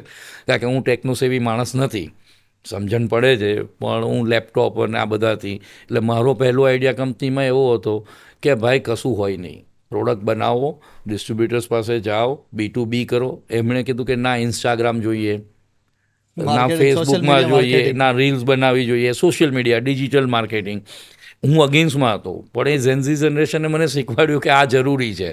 પણ મેં આગળ જેમ કીધું એમ કે હું એડેપ્ટિવ માણસ છું, કોકરોચની જેમ, કે સાચી વસ્તુ જ્યારે આવે છે, એક પ્રમોટર માટે કે એક બિઝનેસમેન માટે સૌથી ઇમ્પોર્ટન્ટ વસ્તુ એક જ છે કે એ હંમેશા એવું તૈયાર રહે કે એણે જે વિચારેલું છે એમાં બી ભૂલ હોઈ શકે છે. અને તમારો સ્ટાફ કદાચ તમને જ્યારે કહે છે ત્યારે તમે બોસ નથી, તમે એના ટીમ મેમ્બર છો ને તમે સમજો છો. આર્ગ્યુમેન્ટ થાય છે, બીટર આર્ગ્યુમેન્ટ થાય છે, પણ એન્ડ ઓફ ધ ડે હું સ્વીકારી લઉં છું કે હા તમારી વાત સાચી છે, મારો જે વિચાર હતો એ ખોટો છે. એટલે એ જ 11 રૂલ્સ ઓફ બુકમાં એક ચેપ્ટર એવું છે કે ઇટ્સ માય ફોલ્ટ. એટલે હું જવાબદારી લેવાવાળો માણસ છું. મેં કીધું એમ કે હા, ના, ભૂલ થાય છે તો હું એ ભૂલ સ્વીકારું છું. મારી કંપની કોઈ જગ્યાએ કોઈ વસ્તુમાં ફેલ જાય છે તો હું એ કંપનીનો લીડર છું, તો એ ભૂલ મારી છે. ભૂલ ભલે ગમે તે કરી ટીમ મેમ્બરે, પણ અલ્ટિમેટલી તો એ મારી રિસ્પોન્સિબિલિટી છે એને કરેક્ટ કરવાની. અને મેં સમજ્યું છે એ રીતના કે કોઈ એકલો માણસ ક્યારેય એટલો સક્સેસફુલ નથી જતો જો એની પાસે ટીમ ના હોય સારી. It's a team work. Man power teamwork. એ ટીમવર્ક તમારા પ્યુનથી લઈને મારા સુધીનું હોય છે, બરોબર છે. દરેકનું કોન્ટ્રીબ્યુશન હોય છે. આપણે એવું ના વિચારી શકીએ કે એકાઉન્ટ્સવાળાનું શું કોન્ટ્રીબ્યુશન છે, કે પરચેઝવાળાનું શું કોન્ટ્રીબ્યુશન છે.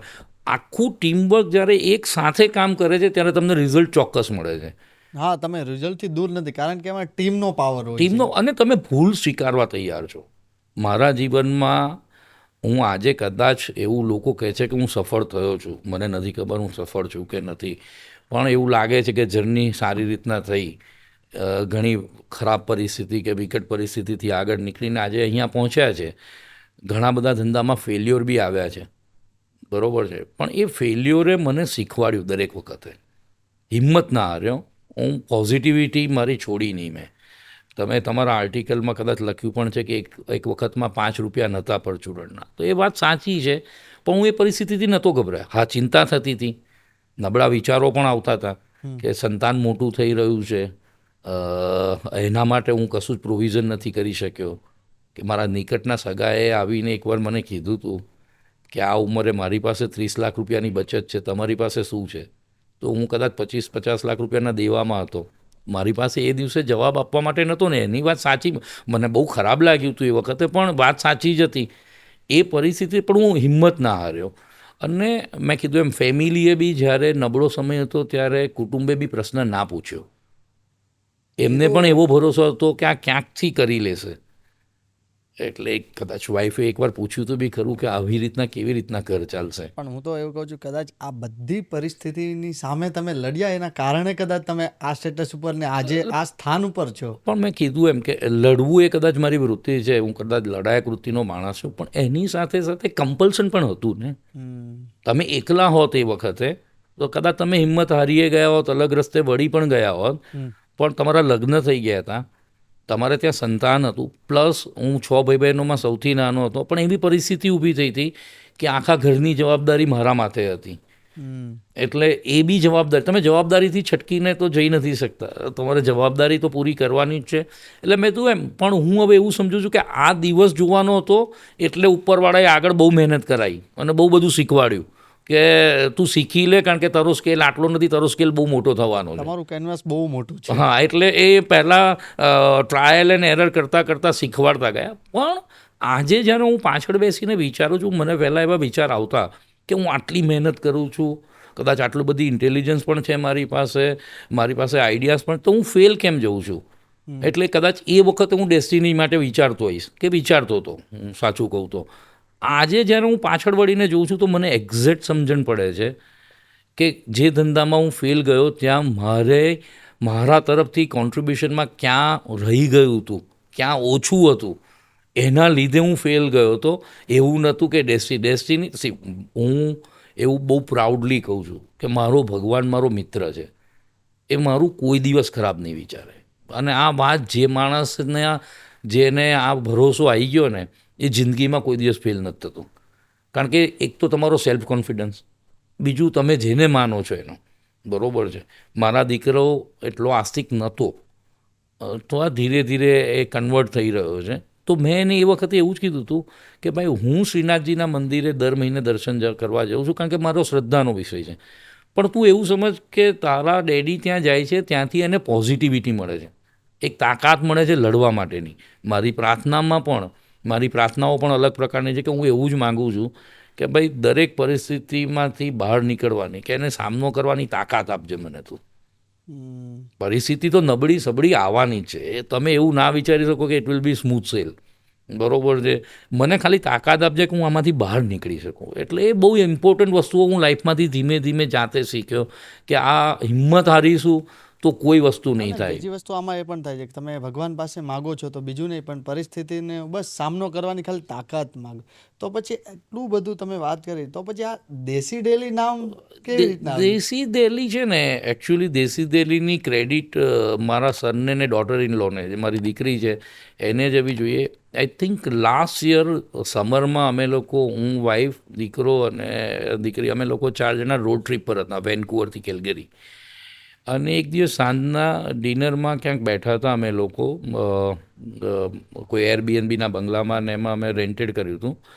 ત્યારે દીકરાને, ઇનફેક્ટ દીકરીએ એવું કીધું કે કેનેડામાં ફૂડ ઇનસિક્યોરિટી સ્ટુડન્ટ્સ માટેનો જબરજસ્ત મોટો પ્રોબ્લેમ છે. પોસ્ટ કોવિડ પ્રાઇઝીસ બહુ હાઈ થઈ ગયા છે, હાઉસિંગની કોસ્ટ હાઈ થઈ ગઈ છે, અને સ્ટુડન્ટ્સને ખાવાનું પ્રોપર નથી મળતું.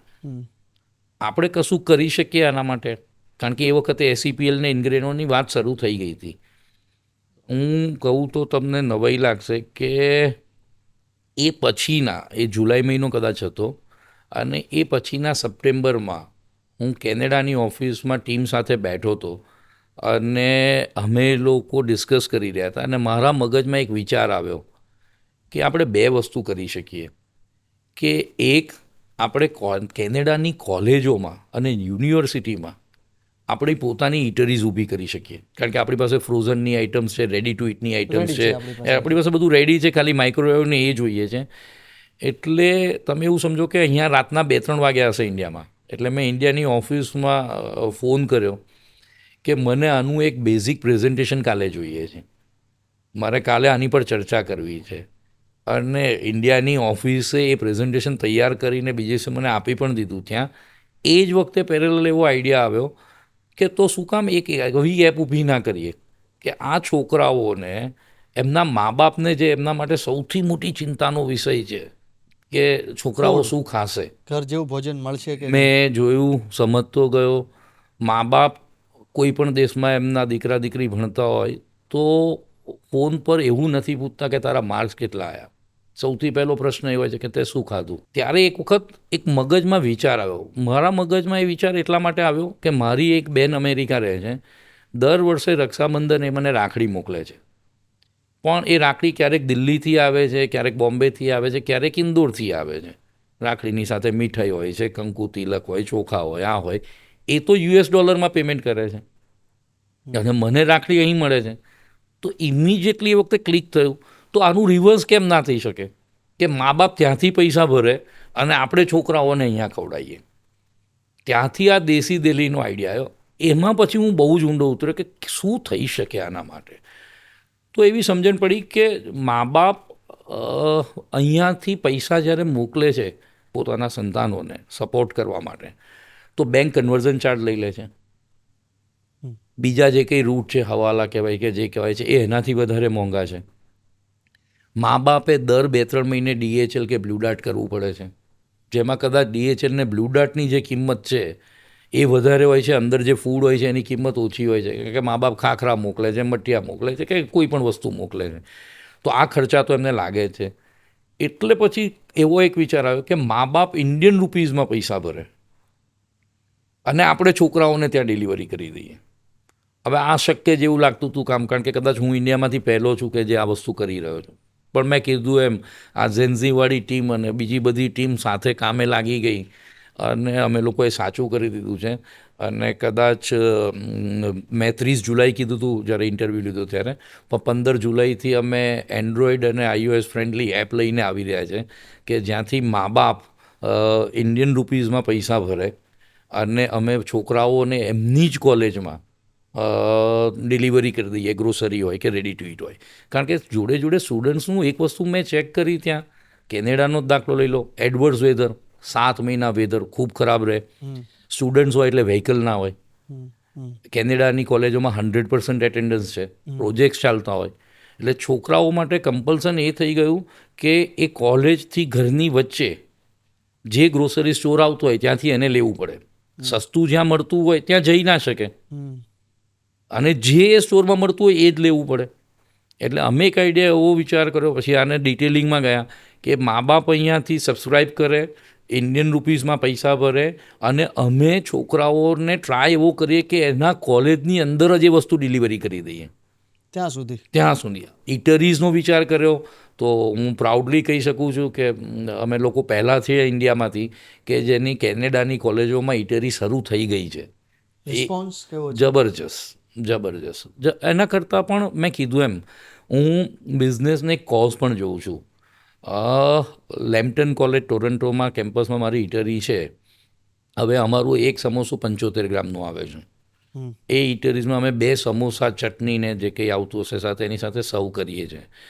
સાહેબ હું એવું કહું તમને ચોક્કસ કે $5-6 સસ્તું આખા કેનેડામાં 150 ગ્રામ સમોસા ચટણી સાથે નહીં મળતા હોય.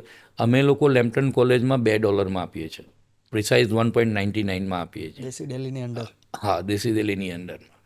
એટલે મેં કીધું એમ ફૂડ એક તો ઇમોશનલ કનેક્ટ છે. મા બાપ જ્યારે પૈસા પણ મોકલે છે તો તમે બધા સમજો છો, આપણે એની ચર્ચા નથી કરતા હોતા. ક્યાંક એક બીક હોય છે મા બાપને કે આ પૈસાનું છોકરા કરશે શું. ગુજરાતના છોકરાનો દાખલો લઈ લો તો અહીંયા પ્રોહિબિશન છે. જેમ કે વીડ કરીને જે દૂષણ વ્યસન અહીંયા ચાલે જ છે આપણી કોલેજો, ત્યાં એ ઓપન છે. હવે પૈસા મોકલ્યા પછી એ છોકરાએ એ પૈસાનો ઉપયોગ ક્યાં કર્યો એ મા બાપને નથી ખબર, એટલે જ એની ચિંતા રહ્યા કરે છે. અમે લોકોએ ત્યાં રિસર્ચ કર્યું, ગૂગલથી જેટલો ડેટા મળતો હતો, કેનેડાની ગવર્મેન્ટમાંથી જેટલો ડેટા મળતો હતો, તો અમને એવી એક સમજણ પડી કે છોકરાઓનું, સ્ટુડન્ટ્સના ડિપ્રેશનનું one of the main reason is their own food. સારું ફૂડ નથી મળતું, પોતાનું ફૂડ, પોતાના વતનનું ફૂડ નથી મળતું. એટલે આ દેશી દિલ્હી પ્લેટફોર્મને અમે શરૂ કર્યું સ્ટુડન્ટ્સ માટે. એટલે અમે કાનન જેવી એક સંસ્થા છે કે જે છોકરાઓને આઇલેટ્સ માટે તૈયાર કરીને એડમિશન અપાવે છે. અમે એના આઈ કેન પ્રાઉડલી સે કે અમે કાનનના ઓફિશિયલી ફૂડ પાર્ટનર્સ છે. કે કાનન પાસે ડેટા છે સ્ટુડન્ટ્સનો, પેરેન્ટ્સનો, એટલે અમે લોકો ડિરેક્ટલી કનેક્ટ કરી શકીએ છીએ. એટલે અમે લોકો હજી પ્રયત્ન કરી રહ્યા છે કે આ એપ ખાલી સ્ટુડન્ટ્સ પૂરતી ના રહે, દરેક ઇન્ડિયન કોમ્યુનિટી માટે થાય. રીઝન એવું છે કે આપણે ત્યાં જેમ બ્લિંકિટ છે કે ડોર ડિલિવરી છે, એ બધા દેશોમાં ગ્રોસરીમાં ડોર ડિલિવરીની સિસ્ટમો એટલી બધી નથી. હોય તો મને ખબર નથી, પણ નથી. તો કેમ આ દેશી દિલ્હીનો ઉપયોગ કરી અને આપણે આ વસ્તુ ઇન્ડિયન કોમ્યુનિટી સુધી ના પહોંચાડીએ, કે જેમાં બેસ્ટ ક્વોલિટી, કમ્પિટિટિવ પ્રાઇસ, સારામાં સારું પેકેજિંગ ને એમના ડોર પર મળે છે. કારણ કે મેં ત્યાં જોયું કે મોટા સ્ટોરો જે છે અમેરિકા કે કેનેડામાં, ત્યાં બધી જ વસ્તુઓ મળે છે, સસ્તી મળે છે. એટલે ઇન્ડિયન ફેમિલીએ એના માટે પ્લાન કરવો પડે છે કે ભાઈ સેટરડે કે સન્ડે પ્લાન કરીને સ્ટોર પર જાય. કારણ કે જરૂરી નથી કે સ્ટોર ઘરથી નજીક હોય, 50 માઇલ પણ દૂર હોઈ શકે, 70 માઇલ પણ. એ દેશોમાં આટલું ડિસ્ટન્સ કોમન છે, બરાબર છે. એ કરીને લાવ્યા પછી, એ 15 દિવસ કે મહિનાની ગ્રોસરી લાવ્યા પછી એ ઇન્ડિયન ફેમિલીએ અઠવાડિયામાં 2 વખત તો પાછું નજીકના સ્ટોરમાં જવું જ પડે છે. મિલ્ક, બ્રેડ, એગ્સ, વેજીટેબલ્સ, આ જે વસ્તુઓ છે એના માટે તો જવું જ પડે છે. તો પર્પઝ એટલો જ છે ત્યાં જવાનો કે ત્યાં બધી જ વસ્તુઓ મળે છે અને સસ્તી મળે છે. એટલે અમે એ પ્રયત્ન કરી રહ્યા છીએ દેશી દિલ્હીમાં કે એ જ બધી વસ્તુઓ એનાથી સારી ક્વોલિટી અને એ જ પ્રાઇઝે એમને ઘરે મળે તો શું વાંધો છે. હવે જેમ કે કેનેડા, અમેરિકા અમારું પહેલું ફોકસ હતું. ઓબ્વિયસલી મારો દીકરો ત્યાં છે એટલે મેં હમણાં જ બહાર વાત કરી. મને હમણાં જ એકાદ મહિના પહેલાં જ કે 15 દિવસ પહેલાં જ એવું ધ્યાનમાં આવ્યું કે ઇન્ડિયન સ્ટુડન્ટ્સનો એક મોટો ફ્લો રશિયા, જોર્જિયા, કઝાકિસ્તાન ને કર્જિકિસ્તાનમાં છે. હવે એ દેશોમાં જનરલી મેડિકલ લાઇનમાં સ્ટુડન્ટ્સ જતા હોય છે. તમે વિચારો, યુએસએ, કેનેડા કે યુકેમાં આપણે લોકો 100 વર્ષથી વધારેથી સેટલ થયેલા છે. એટલે ત્યાં ઇન્ડિયન ગ્રોસરી સ્ટોર્સ છે, ઇન્ડિયન રેસ્ટોરન્ટ છે. પણ થિંક અબાઉટ જોર્જિયા અને કઝાકિસ્તાન કે રશિયા, કેટલા ઇન્ડિયન ગ્રોસરી સ્ટોર હશે? હવે રેસ્ટોરન્ટમાં જવાની તો સ્ટુડન્ટ્સ એફોર્ડ કરી જ નથી શકતો, કારણ કે રેસ્ટોરન્ટની કોસ્ટ એટલી મોંઘી હોય છે. વાત સમજો છો? તો આ દેશી દિલ્હી પ્લેટફોર્મ તમે એવું વિચારો કે એ રશિયામાં ને જોર્જિયામાં ભણતા છોકરાઓ માટે તો બ્લેસિંગ છે.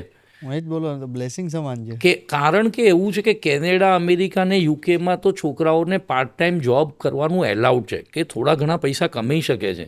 જોર્જિયા જેવી કન્ટ્રીમાં તો છોકરાઓને જોબ એલાઉડ નથી અને 6 વર્ષનો કોર્સ છે.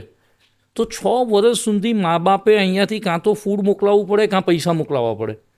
ફૂડ મળવાની એશ્યોરન્સ નથી.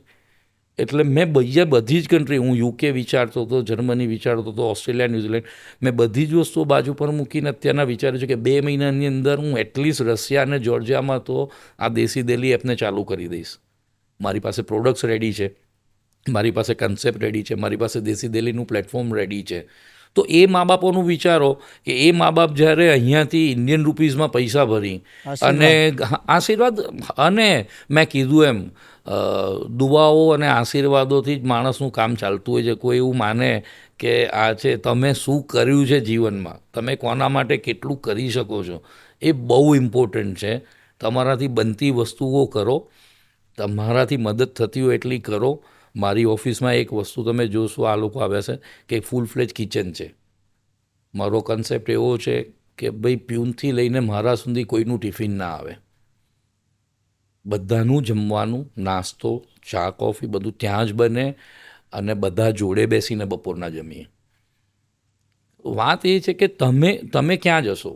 હવે તમે મંદિરોમાં લોકો ઉત્સવ, હું કોઈના અગેન્સ્ટમાં નથી, કે હું શ્રીનાથજી મંદિરમાં મેં પણ રાજભોગને 56 ભોગ કરાવેલા છે જ્યારે મારી પાસે પૈસા. પછી સમજણ પડી કે એની પાસે તો તમે માંગવા જાઓ છો, તો એને આપવાનું, આ બધું આપવાનું આવે, તો એના કરતાં તમે એવી જગ્યાએ મદદ કરો તમારી આંખ સામે. કોઈને ભણતરમાં મદદ છે, કોઈને બીજામાં મદદ છે, કોઈના ઘરે મરણ પ્રસંગ છે, લગ્ન પ્રસંગ છે, ત્યારે તમારાથી બનતી મદદ કરો.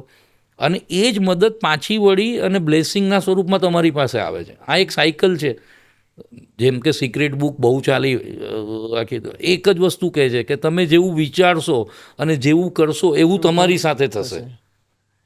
આ બહુ સિમ્પલ ફંડા છે, અઘરો છે પણ આ કરવું, પણ આ સિમ્પલ ફંડા છે કે તમે જે આપશો એ જ તમારી પાસે પાછું આવવાનું છે, એ જ તમારી પાસે પાછું આવવાનું. એટલે મારી ટીમને અથવા મારો પોતાનો જે ગોલ છે હું કાયમ જોઉં છું કે તમે એક સપનું જુઓ, you see the dreams, you see it again and again. એ સપનાને વારંવાર જુઓ, એ સપના માટે પેશન ક્રિએટ કરો, એ સપનાને જીવતા શીખો, એ સપના માટે મહેનત કરો 100% ડિસિપ્લિન ડેડિકેશનથી.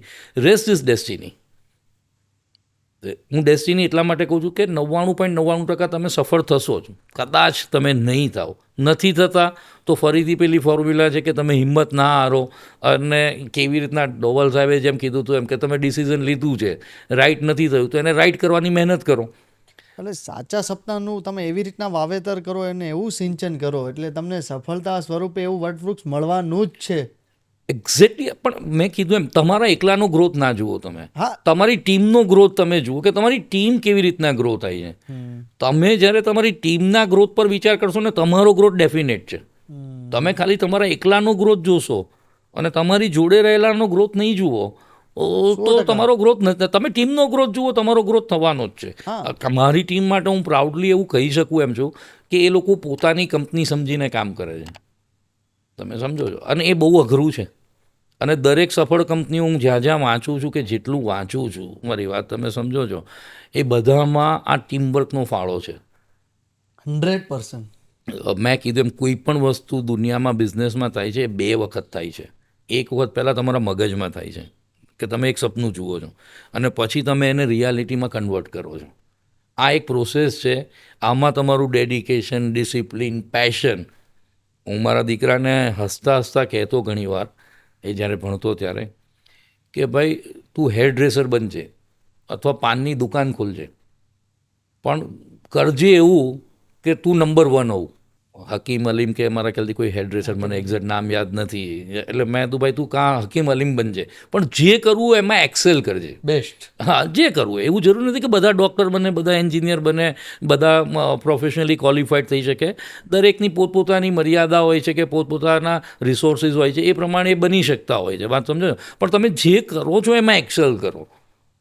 એ એક્સેલ કરવા માટે સિમ્પલ નિયમ છે કે તમારે બહુ જ મહેનત કરવી પડશે, ડિસિપ્લિન છે, પેશન. અને પેશન વગરના કરેલા કામનું રિઝલ્ટ કોઈ દિવસ નથી મળતું. જે વસ્તુમાં તમારું પેશન ઇન્વોલ્વ ના હોય એ વસ્તુ તમે કરો તો એનું રિઝલ્ટ નથી મળવાનું, ઓબ્વિયસ છે. પેશનેટલી તમે કોઈ કામ કરો છો તો એકચ્યુઅલી રિઝલ્ટ મળે છે કે નથી મળતું એક સેકન્ડરી થઈ જાય છે. એન્ડ ઓફ ધ ડે તમને જોબ સેટિસ્ફેક્શન મળે છે. મને છેલ્લા 35 વર્ષથી એક વસ્તુનું સેટિસ્ફેક્શન છે કે મને સાંજના ક્યારેય એવું નથી થયું કે મેં આજે મહેનત ઓછી કરી છે. ઓબ્વિયસલી આ કરતાં કરતાં કદાચ ફેમિલીને ઓછો સમય આપ્યો હશે એવું માનું છું. આની પછીનો મારો એ જ ક્વેશ્ચન હતો કે તમે પણ પ્રોન્સ એન્ડ ક્લોન્સ છે. ટ્રાય કર્યો છે. બિઝનેસમાં તો તમે આટલી બધી સ્ટ્રેટેજી ઇસ્તેમાલ કરી. ના, ટ્રાય કર્યો છે, પણ મારું બહુ સિમ્પલ છે. ફેમિલીમાં કોઈ સ્ટ્રેટેજી ઇસ્તેમાલ કરી બેલેન્સ કરવા માટે? ફેમિલીમાં સ્ટ્રેટેજી કામ નથી કરતી હોતી. કરી હોય તો બી ફેલ થઈ ગઈ હોય છે. ફેમિલીમાં સ્ટ્રેટેજી કામ નથી કરતી. હા, એટલે એ બી હું શીખ્યો છું મારા લાઈફમાંથી. પણ વાત એવી છે કે તમને તમારા ફેમિલીની ચિંતા હોવી જોઈએ, સૌથી પહેલી વાત છે. તમે એમની સાથે છો, એમનાથી દૂર છો, તમે ક્યાંય પણ છો, એ કેવી રીતના સારું જીવન વ્યતીત કરી શકે. તમારી પાસે જે લક્ઝરી છે, લક્ઝરીના હકદાર એ પણ છે. એવું જરૂરી નથી કે તમારી વાઈફ ઘરે બેસે છે અથવા ઘર સંભાળે છે અને તમે મહેનત કરીને પૈસા કમાવો છો, એનું બી કોન્ટ્રીબ્યુશન એટલું જ છે.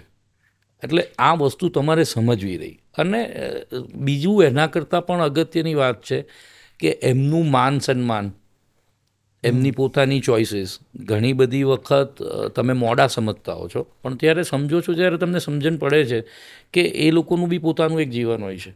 હું મારા દીકરાને આજે સવાર સાંજ વાત કરતો હોઉં છું બિઝનેસ માટે. અહીં આવતા પહેલાં પણ મારે એની સાથે વાત થઈ છે. અમે નિયમ રાખ્યો છે કે સવાર સાંજ વાત કરવાની. પણ હવે ધીમે ધીમે એવું સમજાય છે કે એનું બી પોતાનું એક જીવન છે, એની બી પોતાની એક પ્રાઇવેટ, હા, એની પર્સનલ લાઈફ છે. કામની વખતે કામની ચર્ચા કરીએ, થોડાક છૂટા મૂકીએ, એ એમની રીતના કામ કરે. હા, પણ એક વસ્તુ ચોક્કસ કહીશ, 6 ભાઈ બહેનોમાં સૌથી નાનો છું, પણ આઈ કેન પ્રાઉડલી સે કે મેં કીધું એમ આજ મારા ફાધરની પુણ્યતિથિ છે, પણ આજે પણ મારી 4 મોટી બહેનો અને મારા ભાઈ છે એ ફાધર્સ ડેના દિવસે મને મેસેજ કરે છે. એ મારા જીવનની સૌથી મોટી સફળતા છે. બીજું શું જોઈએ? 6 ભાઈ બહેનોમાં સૌથી નાનો હોવા છતાં ફાધર્સ ડેના દિવસે તમારી મોટી બહેનો અને ભાઈઓ તમને ફાધર્સ ડેનો મેસેજ કરે છે કે એમના સંતાનો મેસેજ કરે છે, એનાથી વધારે જીવનમાં કશી સફળતા છે નહીં. મિત્રો માટે મિત્રો છું. મેં ક્યારેય એવું નથી વિચાર્યું, હા, સ્વભાવ થોડો આકરો છે, કદાચ ક્યારેક કોકને બોલી જવાયું હોય, કદાચ ક્યારેક કોકને કહી જવાયું હોય, પણ જરૂરિયાતે બહેનોને ખબર છે, ભાઈને ખબર છે કે જરૂરિયાતે સૌથી પહેલો આવીને આ ઊભો રહેશે. 3 બહેનો અમદાવાદમાં રહે છે સગી, પણ કદાચ રક્ષાબંધનના દિવસ સિવાય એકે વખત હું જતો નથી. પણ એમને એવી ખબર છે કે જે દિવસે જરૂર પડશે એ દિવસે સૌથી પહેલો આવીને આ ઊભો રહેશે, અને એ જ ઇમ્પોર્ટન્ટ છે. તમે જ્યારે બિઝનેસમાં હો છો તો થોડાક તમે સોશિયલી કટ ઓફ થઈ જાઓ છો. હમણાં જ 2-4 દિવસથી મારા હેલ્થના ઇશ્યુઝ થોડાક છે, એટલે ઓફિસમાં એવી વાત ચાલે છે કે હવે ઘરમાં ટીવી વસાવી લો અને નેટફ્લિક્સની સિરીઝો જોવાનું ચાલુ કરો, થોડોક ટાઈમ તમારા માટે આપો. મારી પાસે એમેઝોન નથી, નેટફ્લિક્સ નથી, કરાવી લેવું. મારા મોબાઈલમાં આજ લગીને વિડીયો ગેમ નથી. મારી વાત સમજો છો? છતાં પણ તમે ખીલેલા છો. હા, મેં કીધું જીવનમાં કશું છુપાવવાનું છે નહીં, અને તમે છુપાવો તો એ સંતાડી જુઓ. તમે જે કંઈ કરો છો તમને એવું લાગે છે કે દુનિયાનેથી સંતાડીને તમે કરો છો, પણ એવું કશું હોતું નથી. દુનિયાને ખબર જ હોય છે કે તમે શું કરી રહ્યા ગેમ છે. એના કરતાં તમે સ્વીકારી લો. વાત, કારણ કે તમે સંતાડશો તો એ સંતાડવામાં એટલી બધી મહેનત કરવી પડશે. ખુલ્લીને કામ કરો, અલ્ટિમેટલી તો એમને ખબર પડવાની જ છે. તમે સમજો છો? નહીં તો પરમ દિવસે. અને તમારા કાઉન્ટર પાર્ટ કે તમારી વાઈફ કે હસબન્ડ કે તમારા સંતાનોને તો સાહેબ એ તમારી સાથે જિંદગી જીવેલા છે. એમને તો તમે કહેશો કે નહીં કહો કે એમને ખબર પડી જ જવાની, તો પછી શું કામ સંતાડવું? જેટલું જીવીએ. એટલે મેં કીધું એમ, મને 2016માં 3 બ્રેન સ્ટ્રોક આવ્યા એક દિવસમાં. હવે કુદરતની દયા એવી જુઓ કે મને એની આગળ વર્ટિગો ડિટેક્ટ થયું હતું. એટલે હું એવું જ સમજતો રહ્યો બ્રેન સ્ટ્રોકમાં કે આ તો વર્ટિગો છે. આ તો બીજે દિવસે MRI કરાવી, રાતના થોડુંક વધી ગયું ત્યારે ખબર પડી કે આ તો બ્રેન સ્ટ્રોક હતા. 2022માં 4થો બ્રેન સ્ટ્રોક આવ્યો. હિંમત નથી હારતો હું. હજી મેની 20મી-21મી તારીખે જ અમદાવાદમાં એક ડૉક્ટરને બતાવ્યું થોડુંક, તો મારા હાર્ટનો મેઇન વાલ છે, એરોટા કે એવું કંઈ કહે છે, એમાં કેલ્સિફિકેશન થઈ ગયું છે. એટલે અમદાવાદના એક પ્રખ્યાત ડૉક્ટરે એવું કીધું કે ઓપન હાર્ટ સર્જરી કરાવીને વાલ રિપ્લેસ કરાવી લેવો જોઈએ. પછી બીજા 2-3 ટેસ્ટ કરાવ્યા અને એવું ખબર પડ્યું કે હજી થોડીક વાર છે, કરાવી તો પડશે, પણ પ્લાન કરાવીને સર્જરી કરાવી શકો છો. તો હવે એ આઈડિયા ચાલુ છે કે આ ક્યાં લગીને ખેંચાય એવું છે. પણ મને મારી લાઈફથી, મેં કીધું એમ, હું બહુ જ પ્રાઉડલી એવું કહી શકું, મને મારી લાઈફથી એટલો બધો સંતોષ છે. કારણ કે મેં જ્યાંથી શરૂ કરી જર્ની અને જ્યાં હું છું, it's not about financial things. મેં કોઈ દિવસ કોઈનું દિલ નથી દુખાવ્યું, કોઈ દિવસ કોઈનું અહિત નથી કર્યું. જે કર્યું છે આંખ સામે કર્યું છે. કડવા શબ્દો કીધા છે તો પાછળ નથી કીધા, મોઢે કીધા છે. માફી માગવા જેવી હોય ત્યાં માફી એ માગી છે. કોઈએ માફ ના કર્યું હોય તો એની પહેલાં ચિંતા રહેતી હતી, હવે એ ચિંતા નથી રહેતી. મેં મારી ડ્યુટી કરી લીધી છે કે મને મારી ભૂલ સમજાઈ, મેં માફી માંગી લીધી છે. હવે માફ કરવું ના કરવું એમના વિષયની વાત, જે મારા હાથમાં નથી. આપણે ઘણી બધી વખત એવી બધી વસ્તુઓની ચિંતા કરતા હોઈએ છીએ કે જે આપણા હાથમાં જ નથી હોતું. ટ્રાફિક સિગ્નલ પર 20 સેકન્ડ બાકી રહી છે અને આ સિગ્નલ ક્રોસ થશે કે નહીં થાય. હવે આગળવાળી ગાડીઓ નહીં હટે તો ભાઈ તારી નથી જ થવાની ક્રોસ, તો તું એના માટે શું કામ ચિંતા કરું છું, જે તારા હાથમાં જ નથી. ફ્લાઇટ ડિલે થઈ તો એ તારા હાથમાં નથી. તારે બેસવાનું છે 2 કલાક વધારે તો બેસ વધારે 2 કલાક, કન્ફર્મ છે. એટલે જે તમારા હાથમાં નથી એની ચિંતા કરવાનું કોઈ લોજિક નથી. કારણ કે એના કરતાં તમે એ વસ્તુની ચિંતા કરો કે જે તમારા હાથમાં છે, જેને તમે સુધારી શકો છો, જેને તમે બેટર પરફોર્મ કરી શકો છો. આ જ અગત્યનું છે જે હું શીખ્યો છું. પણ તમે અત્યારે, મેં લગભગ તમારી સાથે હું છેલ્લા 45 મિનિટથી હું એક ટોક કરી રહ્યો છું એમાંથી ઘણી બધી એવી ચાવી મળી રહી છે જે પ્રેક્ટિકલ છે બધું. ખાલી એટલું તમે વસ્તુ જો પ્રેક્ટિકલ કરશો ને તો તમે સુખી રહી શકશો. પણ મેં 55માં વર્ષે શીખી છે ને હું તમને 45 મિનિટમાં કહું છું. મેં 19માં વર્ષે આ શીખી હોત તો ઇલેક્ટ્રોનિક્સ એન્જિનિયર બની ગયો હોત. પણ મેં મારી પોતાની જર્નીમાંથી આ બધી વસ્તુઓ શીખી છે. પણ ઘણું બધું જાણવા મળ્યું તમારા બિઝનેસની જર્નીની શરૂઆત, પછી દેશી ડેલીની અંદર શું શું કાર્ય થાય છે, આ ફૂડ ચેનની જર્ની, બધું. એક મારે એવું પૂછવું છે કે યંગસ્ટરને, કોઈ પણ યંગસ્ટરને ફૂડ બિઝનેસ સાથે જોડાવવું છે તો તમે શું કહેવા માંગો છો? બે જ વસ્તુ. એક તો એ બિઝનેસ માટે પેશન હોવું જોઈએ અને બીજું મહેનત કરવાની તૈયારી હોવી જોઈએ. કે સાંજના 7 વાગે કેફેમાં જવાનું છે અને 6:45 વાગી ગયા અને કામ અધૂરું છે. મેં કીધું એમ મહેનતનો કોઈ ઓલ્ટરનેટિવ નથી. વાતો બધા કરે છે. મારી વાત સાંભળો.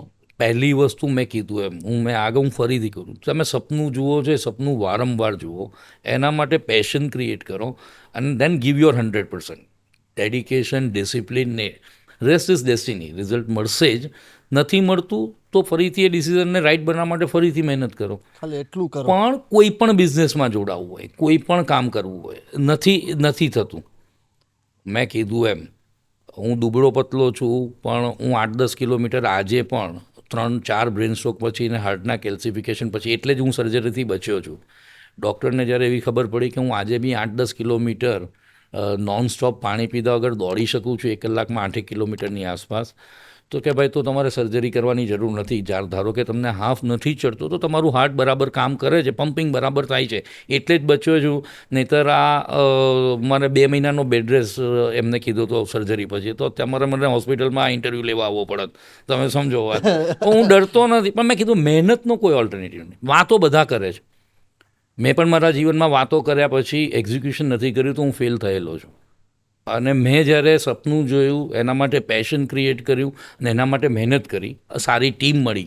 તમને જ્યારે ખબર પડી ત્યારથી તો ચાલુ થઈ ગયું હતું ને? હા, પછી ખબર પડવા માંડી હતી. જ્યારે પહેલી સક્સેસ મળી ને ત્યારે ખબર પડવા માંડી હતી કે મહેનત છે, મહેનત સિવાય કશું નથી અને રાઇટ ડિરેક્શનમાં મહેનત છે. અને I can say one thing, કદાચ હું તો બહુ નાનો માણસ છું પણ મને એક વસ્તુ બિઝનેસમાં એટલી સમજણ પડી છે કે જે માણસને લોસ બુક કરતા આવડે ને એ માણસ સક્સેસફુલ થાય. મેં અગાઉ જે ધંધાઓ કર્યા એ ધંધામાં જ્યારે મને એવી સમજણ પડી કે હવે આ ધંધો નથી જ ચાલવાનો, આ ધંધામાં નુકસાન જ થઈ રહ્યું છે, ત્યારે મારે એ હિંમત કેળવી અને એ દિવસે લોસ બુક કરી અને નવું કામ વિચારવું પડશે. જો હું એને વળગી રહીશ તો, કારણ કે ખબર પડી ગઈ છે કે આમાં નથી થવાનું કશું, આ ખોટી જગ્યાએ હું મહેનત કરી રહ્યો છું, આનું રિઝલ્ટ નથી મળવાનું. That might be your circumstances. કે જે બિઝનેસ હું કરી રહ્યો હતો એમાં 1 કરોડ રૂપિયાના ઇન્વેસ્ટમેન્ટની જરૂર હતી અને મારી પાસે 5 જ લાખ રૂપિયા છે, તો એ 95 લાખ રૂપિયા નથી આવવાના એ મને ખબર છે. અને 1 કરોડ રૂપિયા વગર આ ધંધો સક્સેસફુલ નથી થવાનો ઇન્વેસ્ટમેન્ટ વગર. તો પછી એ ધંધામાં હું ગમે તેટલી મહેનત કરીશ, હું નહીં પહોંચી શકું ત્યાં. વાત સમજો છો? એટલે હું કહું છું કે જેને લોસ બુક કરતા આવડે છે એ પ્રોફિટેબિલિટીમાં જઈ શકે છે. કારણ કે મેં ઘણા બધા મારી આગળ પાછળ જોયા છે એવા લોકો કે એક જીદ, એક મમતથી પકડાઈ ગયેલા હોય છે કે મેં આ વિચાર્યું છે, મેં આ કર્યું છે, એટલે આ જ બરોબર છે. અને એમાં કદાચ આખી એમની જિંદગી નીકળી જાય છે. હું એવું નથી કહેતો કે એમનો આઈડિયા ખરાબ હોય છે, જીદની પાછળ ના, એ જીદમાં મેં કીધું એમ બિઝનેસમાં છે ને ઘણી બધી વસ્તુઓ ભેગું થાય છે ત્યારે એક સક્સેસફુલ બિઝનેસ બને છે. સારો આઈડિયા, એ આઈડિયા માટેનું રાઇટ ઇન્વેસ્ટમેન્ટ, એ આઈડિયાઝ માટેની રાઇટ ટીમ અને સૌથી વધારે એક્ઝિક્યુશન. હું કદાચ એવું કહું કે ઇન્ડિયામાં કદાચ 140 કરોડ લોકો છે, આપણે એવું કહીએ છીએ. સાહેબ, ઇન્ડિયામાં રોજ 150 કરોડ આઈડિયા જનરેટ થાય છે. એ આઈડિયાને એક્ઝિક્યુશન લેવલ પર લઈ જવું એ જ સૌથી મોટું ઇમ્પોર્ટન્ટ વસ્તુ છે. મારે પણ કાલે રિલાયન્સ જેવી સંસ્થા ઊભી કરવી છે કે મારે પણ કાલે અદાણી જેવું બનવું છે, પણ એની પાછળના એમના એફર્ટ્સ, એક્ઝિક્યુશન, કોઈ પણ આઈડિયા ત્યાં લગીને ઝીરો વેલ્યુ છે જ્યાં લગીને એનું એક્ઝિક્યુશન નથી. હવે એક્ઝિક્યુશન માટે મેં કીધું એમ કે બધા જ આઈડિયા સારા હોય છે, હું એવું નથી કહેતો કે કોઈનો આઈડિયા જે ફેલ થયા છે, હું એના માટે એવું કહેતો જ નથી કે એમનો આઈડિયા ખરાબ હતો, પણ એક આઈડિયાને એક્ઝિક્યુશનમાં લઈ જવા માટે ઘણા બધા પરિબળો કામ કરે છે. ઇન્વેસ્ટમેન્ટ જોઈએ છે, રાઇટ ટીમ જોઈએ છે, રાઇટ પ્લેટફોર્મ જોઈએ છે, રાઇટ માર્કેટ સર્ચ કરવાનું છે તમારે. હું ફ્રોઝન ફૂડનું માર્કેટ ઇન્ડિયામાં બી છે કે આ બધી વસ્તુઓનું માર્કેટ અહીંયા પણ છે, પણ અહીંયા કટથ્રોટ કોમ્પિટિશન છે. ત્યાં કોમ્પિટિશન નથી એવું નથી, પણ ત્યાં થોડો સ્કોપ છે. તમે સારી ક્વોલિટી, બેસ્ટ ક્વોલિટીની વસ્તુઓ. તમારું આમ મેન અત્યારે હવે વિઝન શું છે મારું ડેલીનું? દેશી ડેલીનું પહેલું વિઝન તો સ્ટુડન્ટ્સ માટેનું છે કે જે લોકો એક આઉટ ઓફ કમ્પલ્સન બહાર છે, સ્ટડી માટે છે, જ્યાં એ લોકો પોતાનું ફૂડ મિસ કરે છે અથવા એફોર્ડ નથી કરી શકતા. બેકએન્ડમાં વતનમાં એમના મા બાપ એમના ફૂડની ચિંતા કરીને દુઃખી થાય છે. એ લોકોને એક બ્રિજ દેશી ડેલી પૂરો પાડે છે કે મા બાપ અહીંથી પૈસા ભરે છે, છોકરાઓને ત્યાં ખાવા મળે છે. મને પણ પોતાને સંતોષ મળે છે કે હું એક આવી વસ્તુ કરી રહ્યો છું કે જ્યાં બે એન્ડ પર ખુશ છે લોકો.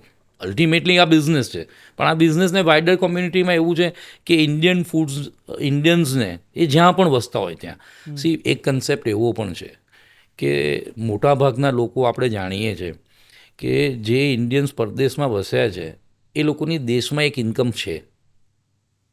એ રેન્ટેડ ઇન્કમ હોય અથવા એમની ખેતીની આવક હોય અથવા અહીંયાથી જ્યારે મૂવ થયા ત્યારે જોઈન્ટ બિઝનેસ હોય, એ કોઈ પણ એમાઉન્ટ હોય.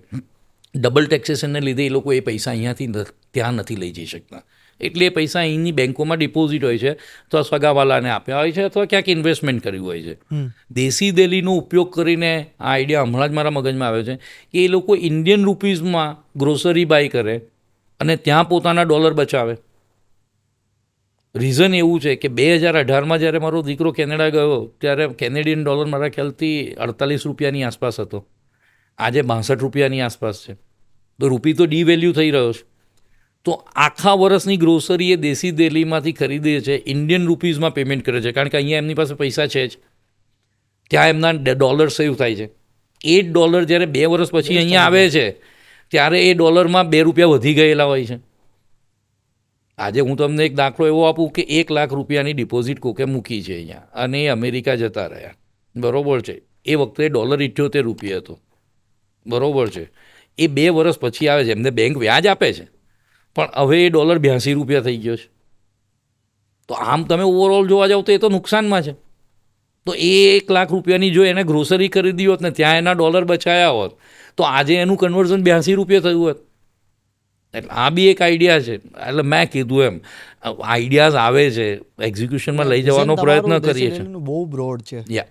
વી વિલ બી વિઝન એટલું બધું બ્રોડ છે કે કદાચ હું એવું બહુ ફ્રેન્કલી કહું કે અત્યાર સુધી મેં મારી કેપેસિટીથી કે મારી તાકાતથી કે એનાથી એક પ્લેટફોર્મ ખડું કર્યું. આગળ જતાં મારે પણ ઇન્વેસ્ટર્સ જોઈશે, મારે પણ મેં કીધું એમ કે માર્કેટમાં કદાચ જવું પડશે પૈસા રેઝ કરવા માટે, કારણ કે જેટલો સ્કેલ મોટો કરવો હશે એટલું મોટું તમારું વિઝન હશે, એના માટેનું ઇન્ફ્રાસ્ટ્રક્ચર. મેં કીધું એમ કે હું જાતે કર્યા કરીશ તો કદાચ એ વસ્તુ શક્ય ના બને, કારણ કે દરેક વસ્તુ માટે મેં કીધું એમ એફર્ટ્સની જોડે ઇન્વેસ્ટમેન્ટ, ટીમ.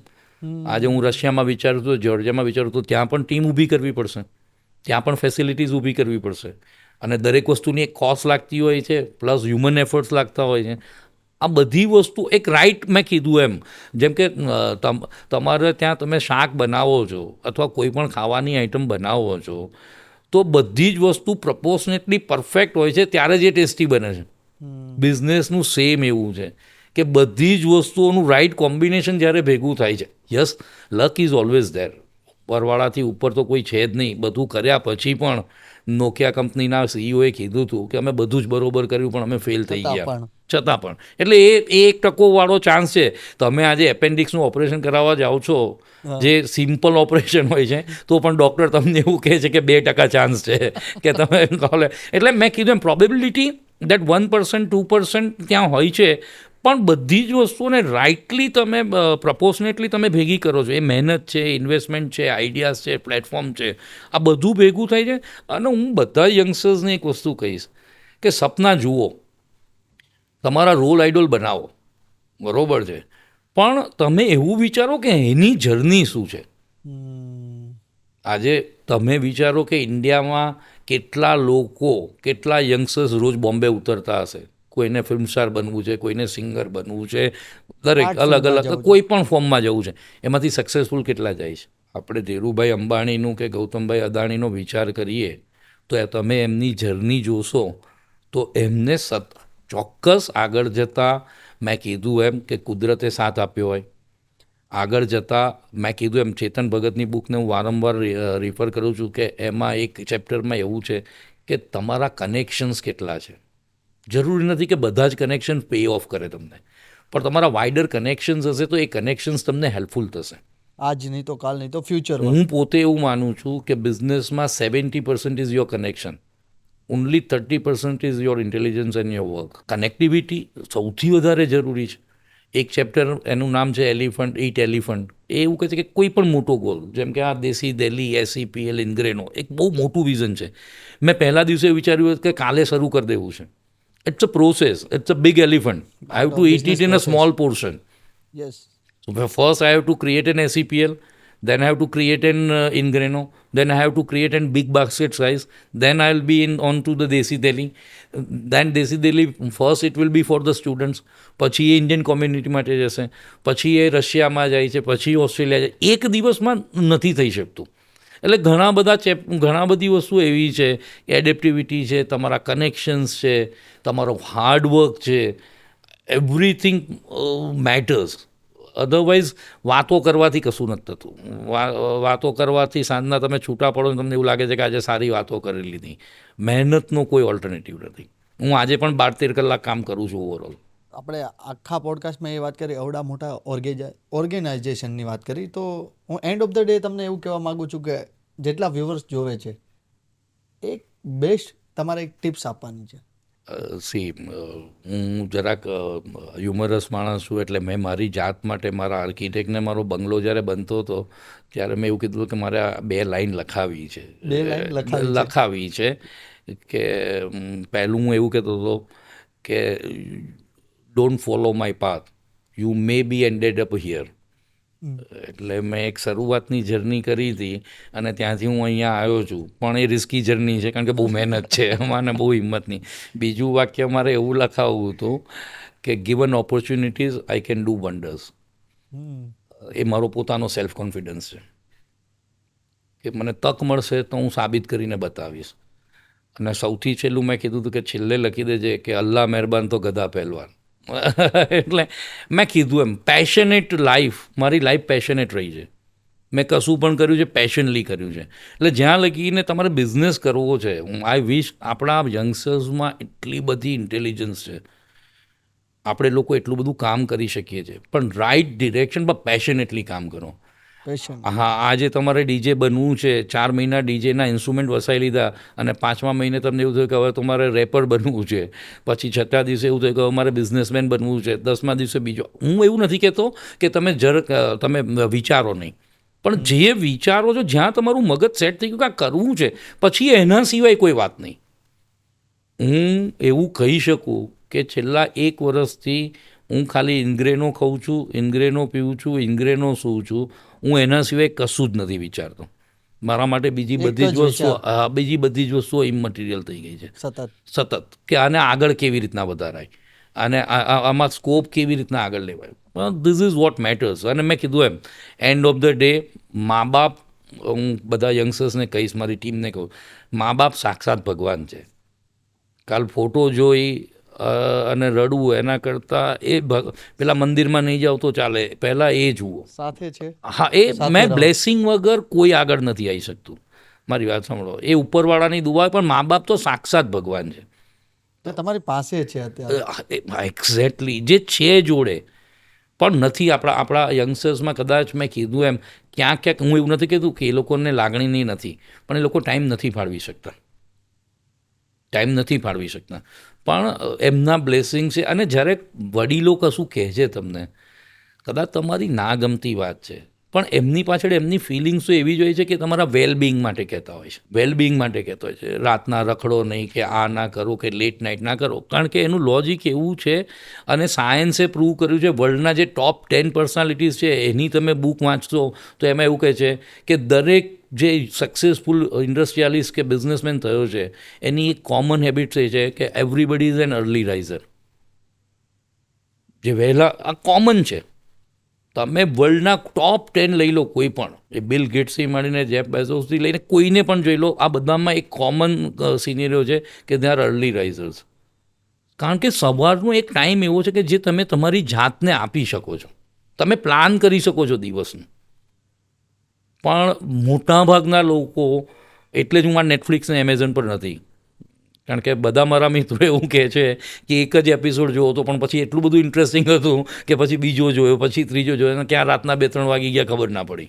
આખી વેબ સિરીઝ જોવી પડે. એક્ઝેક્ટ. પણ અર્લી રાઇઝર્સ મેં કીધું there are lot of advantages. સાયન્સે બી પ્રૂવ કર્યું છે અર્લી રાઇઝર્સને કે ભાઈ તમે સવારના થોડું ખુલ્લામાં રહો છો કે પણ તમને ટાઈમ મળે છે.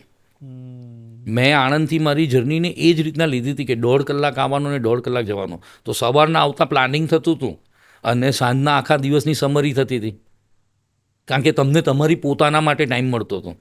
તમે વિચારી શકતા હતા કે આજે શું કરવું છે, અથવા સાંજના તમે વિચારો છો કે આજે શું ભૂલ પડી, કે આજે શું સારું થયું, કે શું કરેક્ટ કરવાની જરૂર છે. આ ગેઝેટ્સ, આ મોબાઈલ, એ પછી આપણી પાસે સમય જ નથી રહ્યો. બીજી હું યંગસ્ટર્સને ને હું બધાને, હું દિવ્ય ભાસ્કરના પ્લેટફોર્મ પર બેઠો છું કે જનરલ નોલેજ જે મારા જીવનમાં સૌથી વધારે મને ઉપયોગી થયું છે, દેશ અને દુનિયાની તમને ખબર હોવી જોઈએ કે શું ચાલી રહ્યું છે. મેં મારા ઘણા બધા બિઝનેસ ડીલ એવી રીતના ક્લિક કર્યા છે કે મારા બિઝનેસની વાત તો છેલ્લી 5 જ મિનિટ થઈ હોય જો અમે અડધો કલાક બેઠા હોય તો, પહેલાં 25 મિનિટ અમેરિકાના પ્રેસિડેન્શિયલ ઇલેક્શનમાં શું ચાલી રહ્યું છે, કે ઇન્ડિયામાં શું ચાલી રહ્યું છે, કે દેશમાં શું ચાલી રહ્યું છે, કે બોલિવૂડમાં શું ચાલી રહ્યું છે, એની ચર્ચાઓ પછી સામેવાળા માણસને એવું સમજણ પડી જાય છે કે આ તો હોશિયાર વ્યક્તિ છે, જાણકાર વ્યક્તિ છે, અને છેલ્લી 5 મિનિટમાં તમે બિઝનેસની વાત કરો છો તો એ બિઝનેસ ડીલ ક્લિક થઈ જાય છે.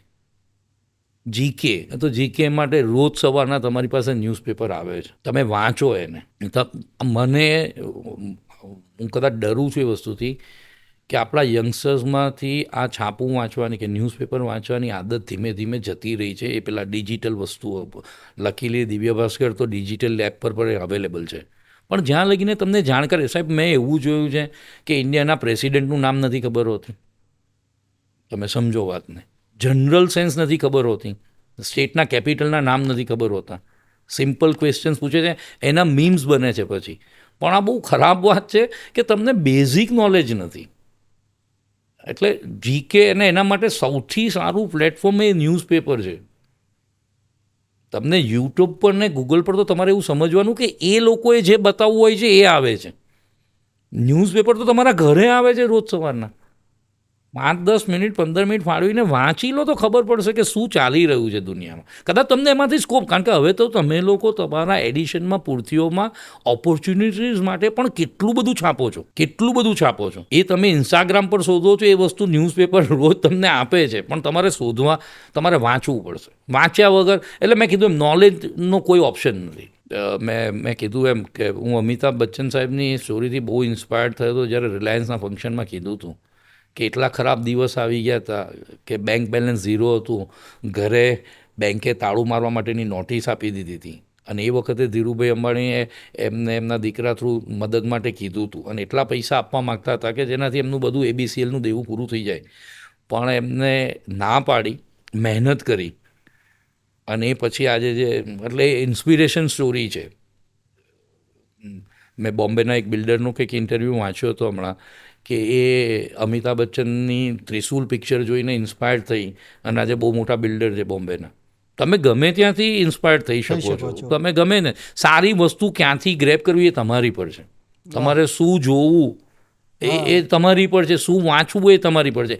એના માટે તો તમને કોઈ ફોર્સ નથી કરતો, એના માટે તો કમ્પલ્સન નથી, એના માટે તો એટલીસ્ટ એટલું તો કરો તમે.